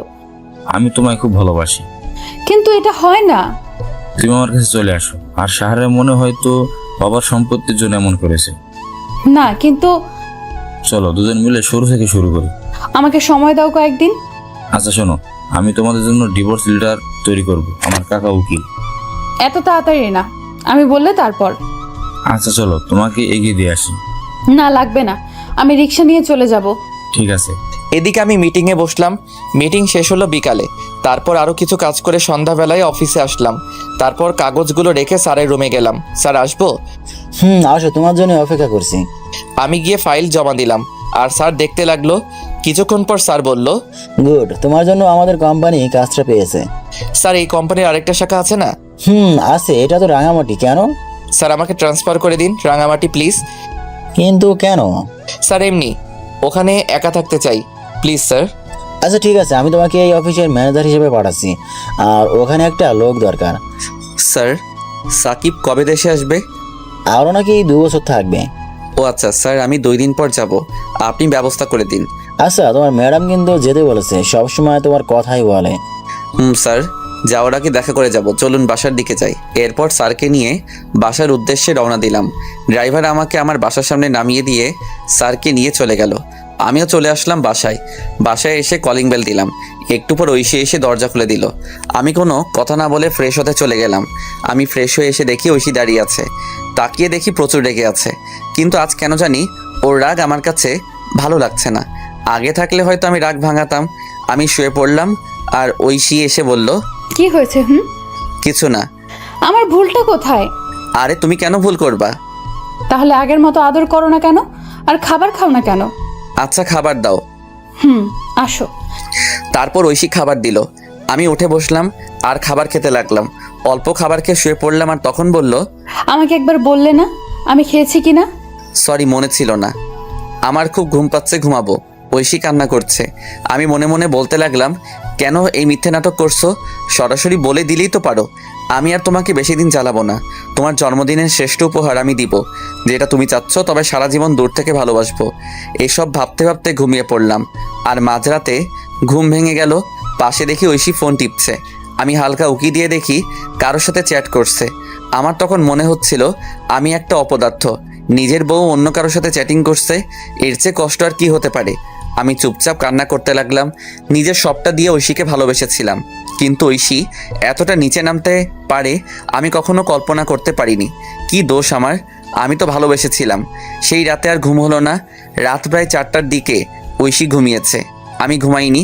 আমি ফজরের আজানের সময় উঠে চুপচাপ রেডি হয়ে নিলাম। তারপর রেডি হয়ে বাসা থেকে বের হয়ে নামাজ পড়ে পার্কে কিছুক্ষণ হাঁটাহাঁটি করে সকালে নাস্তা করে অফিসে চলে আসলাম। অফিসে এসে কাজে মন দিলাম। আর একটু পর রাফা আসলো আর আমাকে বলল, দুপুরে থানায় যেতে বলছে। তার মানে একদিনের মধ্যে কাজ শেষ?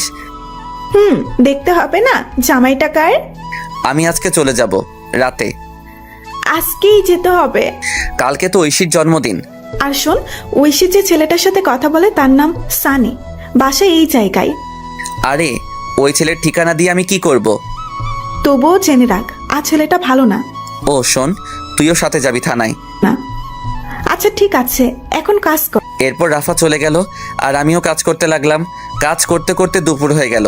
তারপর স্যারের রুমে গেলাম। স্যার বলল, এই না তোমার টিকিট, ভোর 4টায় বাস ছাড়বে। আর এই যে ফাইল, আর এখানে তোমাকে রাজু নামে একটা ছেলে রিসিভ করবে। ওকে স্যার, এই নিন এই মাসের সমস্ত হিসাব, আর পিয়নের দিকে একটু খেয়াল রাখবেন, লোকটা সুবিধার না। আচ্ছা, আর যাওয়ার সময় আমার বাসা হয়ে যেও। ওকে স্যার, যাই তাহলে। এরপর স্যারকে বিদায় দিয়ে রাফাকে নিয়ে থানায় আসলাম। থানায় এসে সোজা ভাইয়ার কেবিনে গেলাম। দেখি ভাইয়া কাজ করছে। আমাদের দেখে ভাইয়া ভিতরে যেতে বলল। আমরা গিয়ে বসলাম আর উনি বললেন, শাহরিয়ার, এই নাও ফাইল। এখানে সমস্ত সম্পত্তির কাগজপত্র আর দলিল আছে। আর ঐশীর কাকা কাকি এখন জেলে। আমি ফাইল নিলাম আর বললাম, ধন্যবাদ ভাই। এবার বলো কি খাবে? আজকে বাসায় চলো, তোমার খবর আছে। আমি কি করলাম? তখনই রাফা চলে গেল। আমি বললাম, ভাই রেগে আছে কেন? কালকে বাসায় যায়নি? ও আচ্ছা, আর ভাই আজকে রাঙামাটি যাচ্ছি। ও আচ্ছা, আর খুব তাড়াতাড়ি যাচ্ছে হওয়া। তাই নাকি? এই রাফাকে বলবে না, আমি গিয়ে সারপ্রাইজ দিব। ওকে তাহলে যাচ্ছি, আর দোয়া চাই। ওকে, আল্লাহ হাফিজ। এরপর বিদায় নিয়ে চলে আসলাম। আমি আর রাফা অফিসে আসলাম। অফিসে এসে কাজ করতে লাগলাম আর মোটামুটি সবার কাছ থেকে বিদায় নিলাম। এভাবে অফিস টাইম শেষ হলো। আমি স্যারের সাথে আরও কিছু কথা বলে বাসার দিকে যেতে লাগলাম। যাওয়ার সময় একটা গোলাপ কিনলাম। বাসায় যেতে প্রায় সন্ধ্যা হয়ে গেল। আমি গিয়ে কলিং বেল দিলাম। তারপর ঐশী এসে দরজা খুলে দিল। আমি গোলাপটা আগেই লুকিয়ে রেখেছি। আমি চুপচাপ ভিতরে চলে গেলাম। ভিতরে গিয়ে ফাইলটা আলমারিতে রেখে ফ্রেশ হতে চলে গেলাম। ফ্রেশ হয়ে এসে দেখি আজকে আর তেমন কোনো কথা বলছে না। হয়তো এতক্ষণ এই ছেলের সাথে কথা বলছিল আর আমি এসে বিরক্ত করলাম। আমি ভাবলাম এখন বাসায় কি করব, তাই ভাবলাম বাহির থেকে হেঁটে আসি। যেই ভাবা সেই কাজ। আমি বাহিরে চলে আসলাম। আমি চাচার দোকানে আসলাম। এসে চাচাকে চা দিতে বললাম আর চাচার সাথে গল্প করতে লাগলাম। আর তখনই আমার ফোনে কল আসলো। আমি ফোনটা বের করে দেখি সাকিব ফোন দিয়েছে। আমি কলটা রিসিভ করলাম। কি রে, কি অবস্থা? শালা, একদিন আমাকে ফোন দিয়েছিস? আরে অনেক বিজি থাকতে হয়। শুনলাম রাঙামাটি যাচ্ছিস। রে, কি হয়েছে বলতো? বাদ দে না, কি দরকার? আমাকে বন্ধু ভাবলে বল। শোন তাহলে। এরপর আমি আমার সাথে ঘটে যাওয়া সবকিছু সাকিবকে বললাম। সব শুনে সাকিব বলল, দোস্ত, তোকে সান্ত্বনা কিভাবে দিব, আমার ভাষা নেই। বাদ দে। আর দেশে আসবি কবে? আরো 2 বছর পর। ও আচ্ছা। এরপর সাকিবের সাথে আরও কথা বলে ফোন কেটে দিলাম। আর চাচার সাথে কথা বলতে বলতে রাত 10টা বেজে গেল। আমি চাচাকে বিদায় দিয়ে বাসার দিকে যেতে লাগলাম। আমি রাস্তা দিয়ে হেঁটে যাচ্ছি আর তখন দেখি কিছু ছেলে একটা ছেলেকে মারছে। আমি তাদের কাছে গেলাম। আমি কাছে গিয়ে দেখি এটা সানি, যে ঐশীর সাথে কথা বলে। আমি পিছন ফিরলাম আর মনে হলো আজকে যদি আমার ভাইকে মারতো তাহলে কি আমি চলে যেতে পারতাম? না, ছেলেটাকে বাঁচাতে হবে। এই বলে আমি অন্য ছেলেদের মারতে লাগলাম। একসময় ছেলেগুলো দৌড়ে চলে গেল আর আমি পাশে তাকিয়ে দেখি সানি দাঁড়িয়ে আছে। আমি কাছে গিয়ে বললাম, ওরা তোমাকে মারছিল কেন? আসলে ওরা আমার সব কিছু নিয়ে যেতে চেয়েছিল, কিন্তু আমি না করি তাই। ও আচ্ছা, রাতে বাইরে থাকতে নেই, বাসায় চলে যাও। এই বলে আমি আবার হাঁটা দিলাম। এদিকে ছেলেটা মনে মনে ভাবছে, শাহরিয়ার ভাই সত্যিই খুব ভালো মানুষ। আজ ওনারা না থাকলে আমি হাসপাতালে থাকতাম। এসব ভেবে চলে গেল বাসায়। আমি বাসায় এসে কলিং বেল দিলাম, কিন্তু আজ ঐশী একটু দেরিতে দরজা খুললো আর হাতে দেখি ফোন স্ক্রিন অন করা। আমি আর না তাকিয়ে বিছানায় শুয়ে পড়লাম। আর তখন আমায় বলল, খাবার খাবে না? না। আগে বললে কি হতো, তাহলে রান্না করতাম না। সরি। ভালো লাগে না নাটক। চুপ করে রইলাম। আমি একসময় ঘুমিয়ে পড়লাম। আর যখন ঘুম ভাঙলো তখন দেখি রাত 3টা বাজে। আমি পাশে তাকিয়ে দেখি ঐশী ঘুমিয়ে আছে। আমি ঐশীর ফোনটা হাতে নিলাম আর চেক করলাম, কিন্তু পাসওয়ার্ড দেওয়া আগে তো আমার নাম ছিল, তাই আমার নাম দিলাম, কিন্তু পাসওয়ার্ড ভুল দেখাচ্ছে। আমার আবার মনে হলো সানির নাম দেওয়ার জন্য। আমি সানির নাম দিলাম, দেখি লক খুলছে। ফোনে লক খুলতেই আমি অবাক, কারণ ওয়ালপেপারে সানির পিক। আমার ইচ্ছে করছে ফোনটা ভেঙে ফেলতে। নিজের ভালোবাসার মানুষের ফোনে অন্যের পিক, তাও আবার ওয়ালপেপারে। আর পাসওয়ার্ড, বাহ কি সুন্দর। আমি চ্যাটিং চেক করলাম, দেখি রাত 1:34 পর্যন্ত কথা হয়েছে। আমি ফোনটা রেখে দিলাম। তারপর টেবিলে বসলাম আর একটা কাগজ নিলাম আর লিখতে লাগলাম, পাগলি, তুই যখন এই চিরকুটটা পড়বে তখন আমি অনেক দূরে থাকবো। তোমাকে অনেক ভালোবেসেছিলাম, নিজের সবটা উজাড় করে দিয়েছিলাম, কিন্তু যেদিন দেখলাম তুমি অন্য কারোর সাথে পার্কে বসে আড্ডা দিচ্ছ, তখন মনে হয়েছিল আত্মহত্যা করি, কিন্তু কেন করিনি জানো? ওই যে মহাপাপ, এর জন্য বেঁচে আছি, এত ভালোবাসি তবুও বুঝলে না। আর হ্যাঁ, আমি তো তোমার যোগ্য না। আমার চেহারা খারাপ আর আমি তোমার থেকে অনেক বছরের বড়। তোমার সাথে আমার মিলে না, কিন্তু তুমি যদি প্রথমে না করতে তাহলে এত কষ্ট হতো না। আমি ভুল ছিলাম। তোমার বাবার সম্পত্তি তোমায় ফিরিয়ে দিলাম, ফাইলে সব আছে, পারলে সেখানে চলে যেও। আর সানি ভালো ছেলে, তার সাথে নতুন জীবন শুরু করো। দোয়া করি তোমাকে ডিভোর্স দিতে পারবো না, তবে এটা ভেবো না আমি কোনোদিন স্ত্রীর অধিকার নিয়ে সামনে আসবো না। আমি তো ভুলেই গিয়েছিলাম, তুমি তো এখন আর পিচ্চি বউ নেই, তুমি এখন অনেক বড় হয়ে গেছো। ইচ্ছে করছিল শেষবার জড়িয়ে ধরতে, কিন্তু অধিকারটা আর নেই। পাগলি রে, খুব ভালোবাসতাম তোকে। নিজের খেয়াল নিও, আর সানিকে কষ্ট দিও না। ছেলেটার বয়স অল্প, হয়তো সামলাতে পারবে না। চলে গেলাম বহুদূরে, এখানে তুমি নামক কেউ থাকবে না, আর নিজের স্বপ্ন পূরণ করবা। আর লিখতে পারছি না, ভিতরটা ফেটে যাচ্ছে। তুমি আমার আদরের পিচ্চি বউ হিসেবে থাকবে। আল্লাহ হাফেজ, ইতি পাগল। আমি চিরকুট লিখে চোখ মুছে ব্যাগ গুছিয়ে নিলাম, আর আমি রেডি হয়ে আলমারি থেকে ফাইলটা বের করে চিরকুটটা পাশে রাখলাম, আর গোলাপটা চিরকুটের উপর রেখে একবার ঐশীর দিকে তাকালাম। দেখি বাচ্চাদের মতো ঘুমিয়ে আছে, দেখতে খুব সুন্দর লাগছে। মনে হচ্ছে কপালে একটা ভালোবাসার পরশ এঁকে দেই, কিন্তু না, সব ইচ্ছে কি আর পূরণ হয়? আমি বেরিয়ে আসলাম। আমি ফোন বের করে দেখি 3:45 বাজে।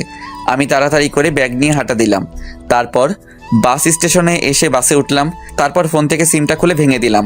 ফোনটা পকেটে রেখে বাহিরের দিকে তাকিয়ে আছি আর নিঃশব্দে কাঁদছি। বাস তার আপন গতিতে চলতে লাগলো। এভাবে কান্না করতে করতে কখন যে ঘুমিয়ে পড়লাম মনে নেই। ওদিকে ঐশী ঘুম থেকে উঠে দেখে আমি শাহরিয়ার পাশে নেই। তারপর উঠে টেবিলের কাছে গিয়ে দেখি চিরকুটের উপর গোলাপ রাখা। ঐশী কৌতূহল হলো, তাই চিরকুটটা পড়তে শুরু করলো। চিরকুটটা পড়া শেষ করে নিশ্চুপ হয়ে গেল আর কান্না করতে লাগলো। আর বলতে লাগলো, আমাকে মাফ করে দাও, আমি বুঝতে পারিনি। এই কথা বলে চিরকুট বুকে জড়িয়ে বসে কান্না করতে লাগলো। আর তখনই তার ফোনে কল আসে। দেখে সানি কল দিয়েছে। ঐশী ফোনটা অফ করে দিল আর কান্না করতে লাগলো। এইভাবে অনেকক্ষণ সময় চলে গেল। ঐশী ভাবলো শাহরিয়ারের অফিসে যাবে, সেখানে কোনো খবর থাকবে। হয়তো ঐশী তাড়াতাড়ি করে রেডি হয়ে অফিসে চলে গেল।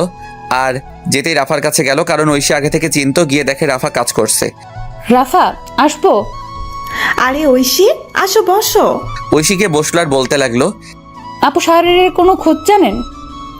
যেই ছেলেটা তোমার জন্য বাড়ি ছেড়ে তোমার হাত ধরে চলে আসছে আর সারাদিন কষ্ট করে তোমাকে সুখে রাখতে চাইছে, আর সেই তুমি এতটা নিচে নামতে পারলে? কান্না করছে। পারলে? পবিত্র ভালোবাসা ছিল শাহরিয়ারের। ওর মতো স্বামী থাকতেও তোমার অন্যজনের সাথে। ছি!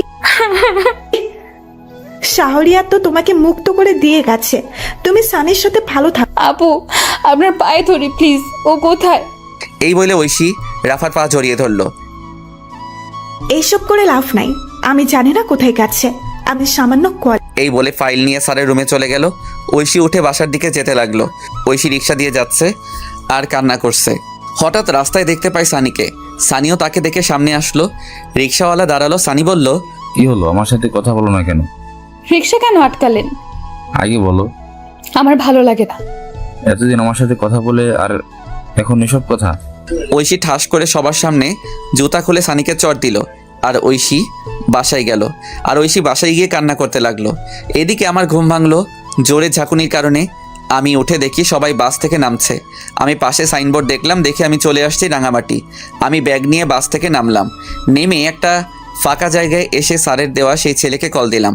কল দিতেই সাথে সাথে কল ধরলো আর বলতে লাগলো, ভাই আপনি কোথায়? আমি তো বাসের সামনে। আমি বাসের পিছনে আছি, তুমি এদিকে আসো। তারপর একটা ছেলে আসলো আর আমাকে বলল, আপনি শাহরিয়ার রহমান? তুমি রাজু? ভাই চলেন। এরপর আমি ছেলেটার সাথে যেতে লাগলাম। একটু পর একটা গাড়িতে উঠলাম। রাজু গাড়ি চালাচ্ছে, আমি চুপচাপ বসে আছি। আমার শুধু ঐশীর কথা মনে পড়ছে।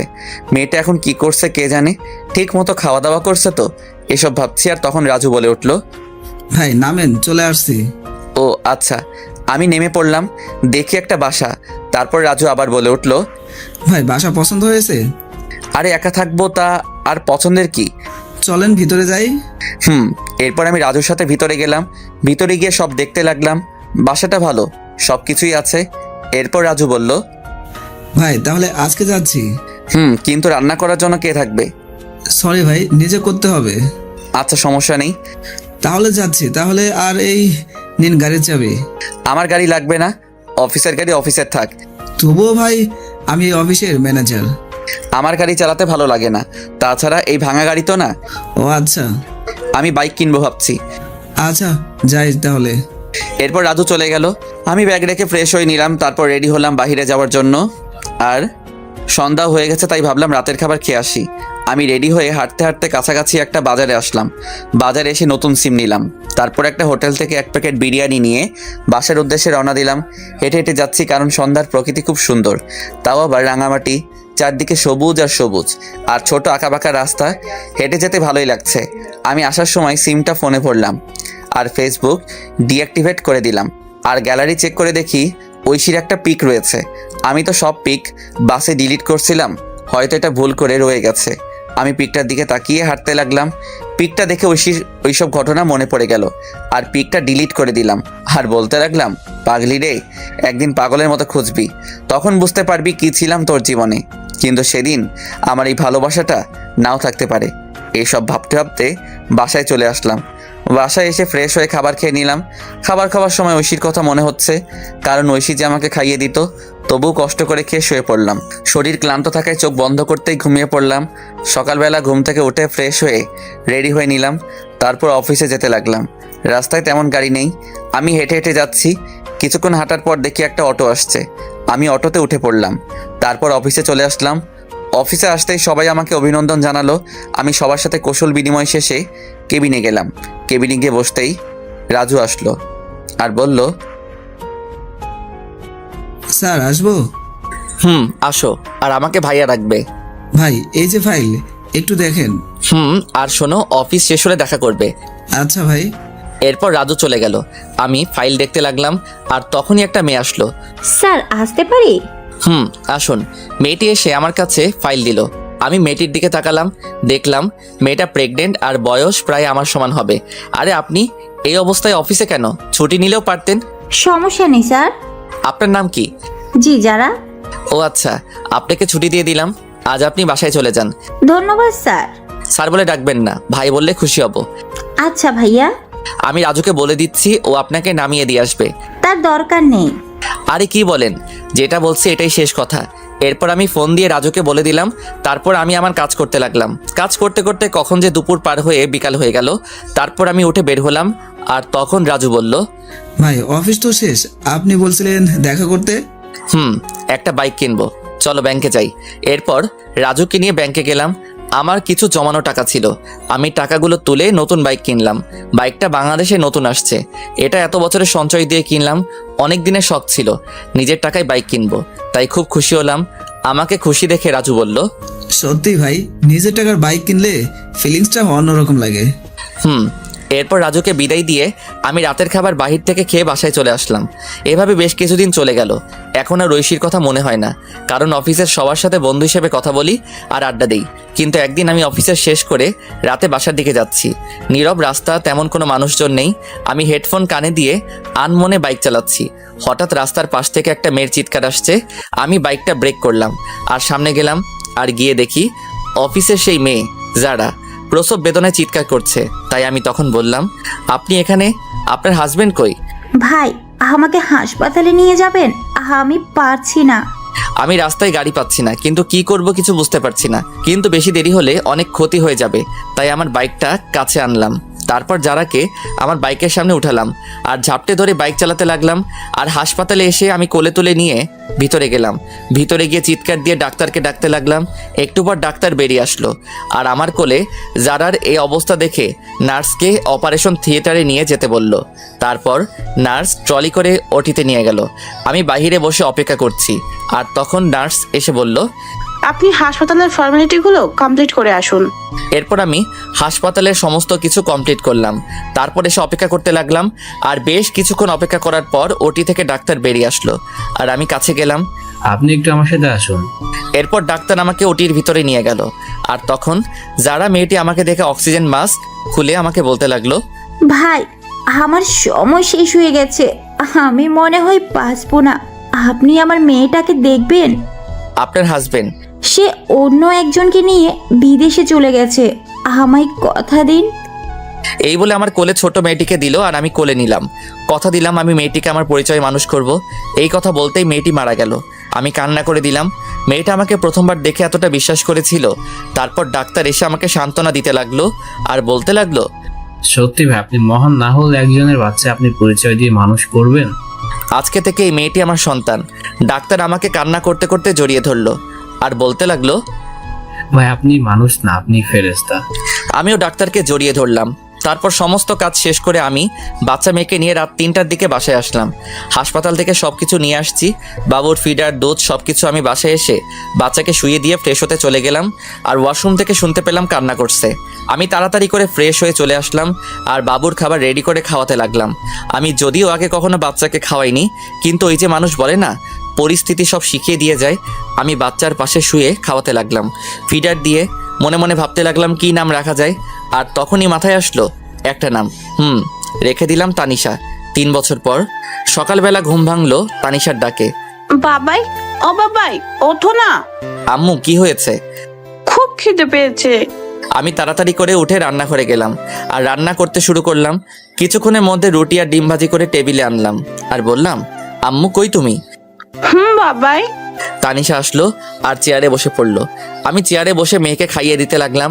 মেয়ে আমাকে বলল, বাবাই তুমি খাবা না? না মা, আমি এখনো ফ্রেশ হইনি যে। তাহলে ফ্রেশ হয়ে এসো, তারপর দুজনে একসাথে খাবো। না আম্মু, তুমি খাও।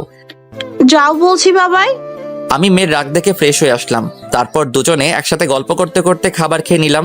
তখন তানিশা বলল, বাবাই আমি ডাক্তার আঙ্কেলের কাছে যাব। আচ্ছা চলো তাহলে। এরপর আমি রেডি হয়ে নিলাম, মেয়েকে রেডি করিয়ে বাইক নিয়ে বের হলাম। তারপর হাসপাতালের দিকে যেতে লাগলাম। রাস্তায় বাবা মেয়ে কথা বলতে বলতে আসলাম। আমি এসে বাইক রেখে ভিতরে গেলাম। আমার আগে তানিশা দৌড়ে চলে গেল। তানিশা যেতেই রাকিব বলল, আরে তানিশা আম্মু যে। এই বলে রাকিব তানিশাকে চেয়ার থেকে উঠে এসে কোলে তুলে নিল। আর তখন পাশে বসে থাকা নতুন মেয়ে ডাক্তার বলল, স্যার, এটা কি আপনার মেয়ে? না, শাহরিয়ার সাহেবের। কথাটা শুনে পাশে থাকা মেয়েটা অবাক হয়ে গেল আর নিশ্চুপ হয়ে গেল। এদিকে আমি রাকিবের কেবিনে গেলাম। কেবিনে গিয়ে দেখি রাকিবের কোলে তানিশা বসে আছে। রাকিব আমি লাঞ্চে এসে নিয়ে যাব। আমার কণ্ঠ শুনে পাশে থাকা মেয়েটি আমার দিকে তাকালো। আমি তাকাতেই আমি অবাক, কারণ এটার কেউ না, হ্যাঁ এটাই ঐশী। ঐশী আমাকে দেখেই পায়ে ধরে ফেললো আর বলতে লাগলো, আমি তোমার পায়ে ধরি, আমাকে মাফ করে দাও। আরে কে আপনি? আমার পা ছাড়ুন। কিন্তু ঐশী পা ছাড়ছে না। আমি জোর করে ছাড়িয়ে চলে আসলাম আমার বাইকে। ঐশী এসেছিল, কিন্তু আমি জোরে বাইক স্টার্ট দিয়ে অফিসে চলে আসলাম। অফিসে এসে কাজে মন বসছে না, কিভাবে বসবে? পুরনো ভালোবাসার মানুষকে দেখে ওদিকে ঐশী রাকিবের কাছে গেল আর বলতে লাগলো, ভাইয়া প্লিজ বলুন, এই হলো আমার হারিয়ে যাওয়া শাহরিয়ার। কি বলো? সে আমাকে রেখে বিয়ে করেছে, তবু আমাকে ক্ষমা করলো না। শাহরিয়ার বিয়ে করেননি? তাহলে মেয়ে?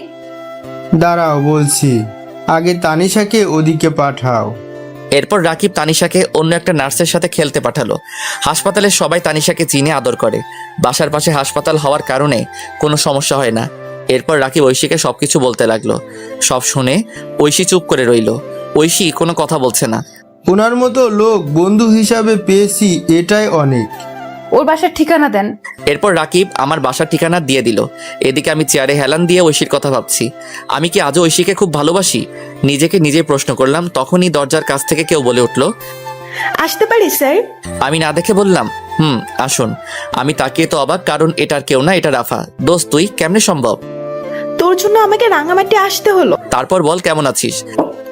ভালো, তুই? আলহামদুলিল্লাহ ভালো। এবার বল কি খাবি? এখন তোর মাথা, বাকিটা পরে দেখা যাবে। গুড। কতদিন আড্ডা হয় না। ঐশীর সাথে দেখা হয়েছে। আমি প্রশ্নটা শুনে চুপ করে রইলাম। আমাকে চুপ থাকতে দেখে আবার বলল, তোর সাথে গুরুত্বপূর্ণ কথা আছে। বল। তুই ঐশীকে মেনে নে। কি? এটা তুই কি বলছিস? আমি বলছি, কারণটা জানলে তুই কান্না করবি। বল তাহলে শুনি। তুই চলে আসার পর ঐশীর মানসিক অবস্থা খুব খারাপ হয়। দিনের পর দিন না খেয়ে দিন কাটাতো। কি বলিস? তারপর আমি একদিন বাসায় গিয়ে দেখি ফ্লোরে পড়ে আছে। তারপর আমি নিয়ে হাসপাতালে যাই। হাসপাতালে ডাক্তার বলে মানসিক অবস্থা খুব খারাপ, সুস্থ হতে 6 মাস লাগবে।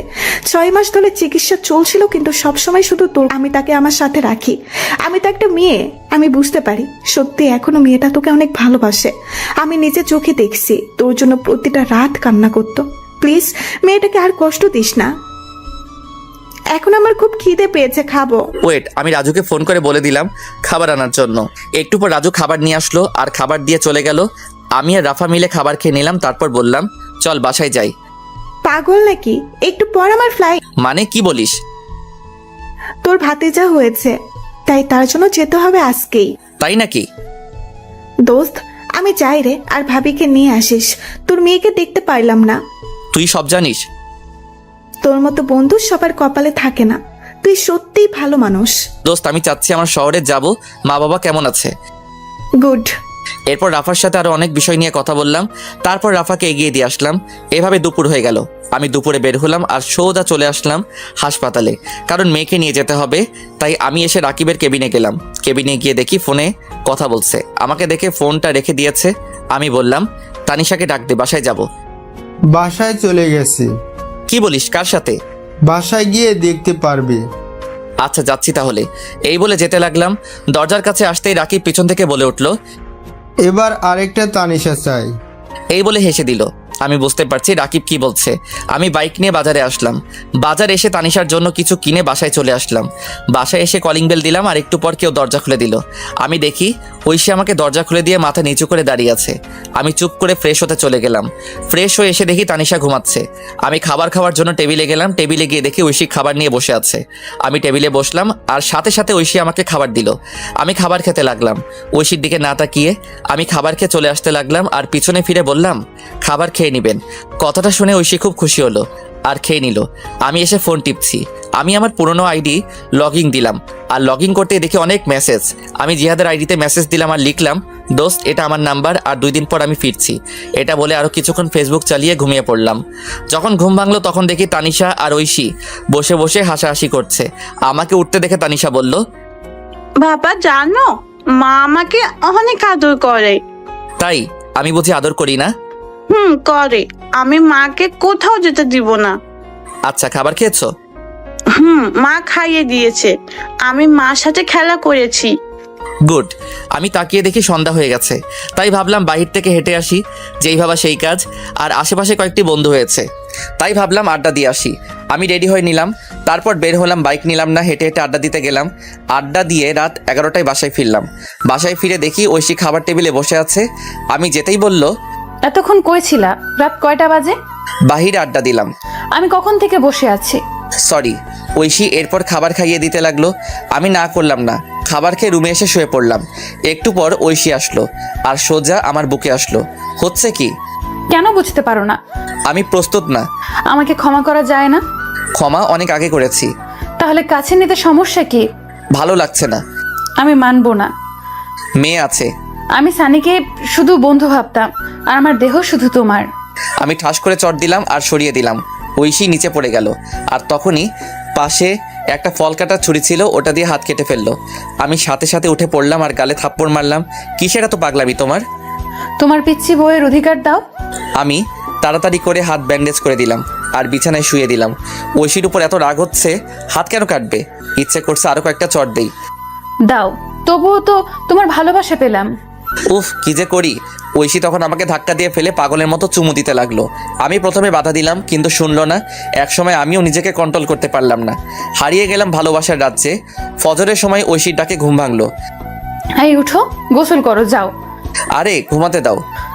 পরে মেয়ে উঠে পড়বে। উফ, আর একটু। না, এবার উঠো তো, সারা রাত অনেক হয়েছে। এই বলে ঐশী উঠে ফ্রেশ হতে চলে গেল। ঐশী ফ্রেশ হয়ে নামাজে দাঁড়ালো। আমিও গোসল করে নিলাম। তারপর নামাজ আদায় করে আবার ঘুমিয়ে পড়লাম। ঘুম ভাঙলো তানিশার ডাকে। বাবাই, ও বাবাই, ওঠো, 11টা বাজে। আমি উঠে পড়লাম। তারপর ফ্রেশ হলাম। ফ্রেশ হয়ে রান্নাঘরে গিয়ে দেখি ঐশী কাজ করছে। দেখি ঐশী অনেক খুশি। আমি কাছে গিয়ে জিজ্ঞেস করলাম, আজ এত খুশি? অধিকার পেয়ে গেছি রাতে। মুচকি হাসি দিলাম। আজকে আমার বাসায় যাব। সত্যি? রেডি হও। আমি তানিশার কাছে আসলাম। এসে বললাম, আম্মু আজকে তোমার দাদার বাসায় যাব। ও তাই? আচ্ছা, আমি রেডি হচ্ছি। তোমার আম্মুর কাছে যাও। ওকে বাবাই। এরপর তানিশা ঐশীর কাছে চলে গেল। আমিও ব্যাগ গুছিয়ে নিলাম। তারপর অনলাইনে টিকিট কাটলাম। বিকেলবেলা সবাইকে নিয়ে বের হলাম। যথাক্রমে সবকিছু শেষে চলে আসলাম নিজের শহরে, যেই শহর একদিন রাতের অন্ধকারে ঐশীর হাত ধরে ছেড়েছিলাম। তারপর গাড়ি দিয়ে আমাদের বাসার উদ্দেশ্যে রওনা দিলাম। এই কয়েক বছরে চারদিকে অনেক পরিবর্তন হয়ে গেছে। বাসায় যেতে যেতে রাত 8টা বেজে গেল। আমি গিয়ে কলিং বেল দিলাম। বেশ কিছুক্ষণ পর মা এসে দরজা খুলে দিল। তারপরে মা আমাকে দেখে জড়িয়ে ধরলো। আমিও মাকে জড়িয়ে ধরলাম।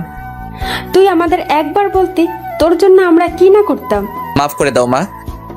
পাশে কে? তোমার বৌমা আর নাতি। মা গিয়ে ঐশী আর তানিশার সাথে কথা বলতে লাগলো। আমি ভিতরে আসলাম, এসে দেখি বাবা, ভাইয়া, ভাবি আর একটা বাচ্চা ছেলে বসে আছে। আমাকে দেখে সবাই অবাক। তারপর আর কি, সবাই আমাকে ইচ্ছে মতো বকা দিতে লাগলো। অবশ্য মায়ের কথাই মেনে নিয়েছে।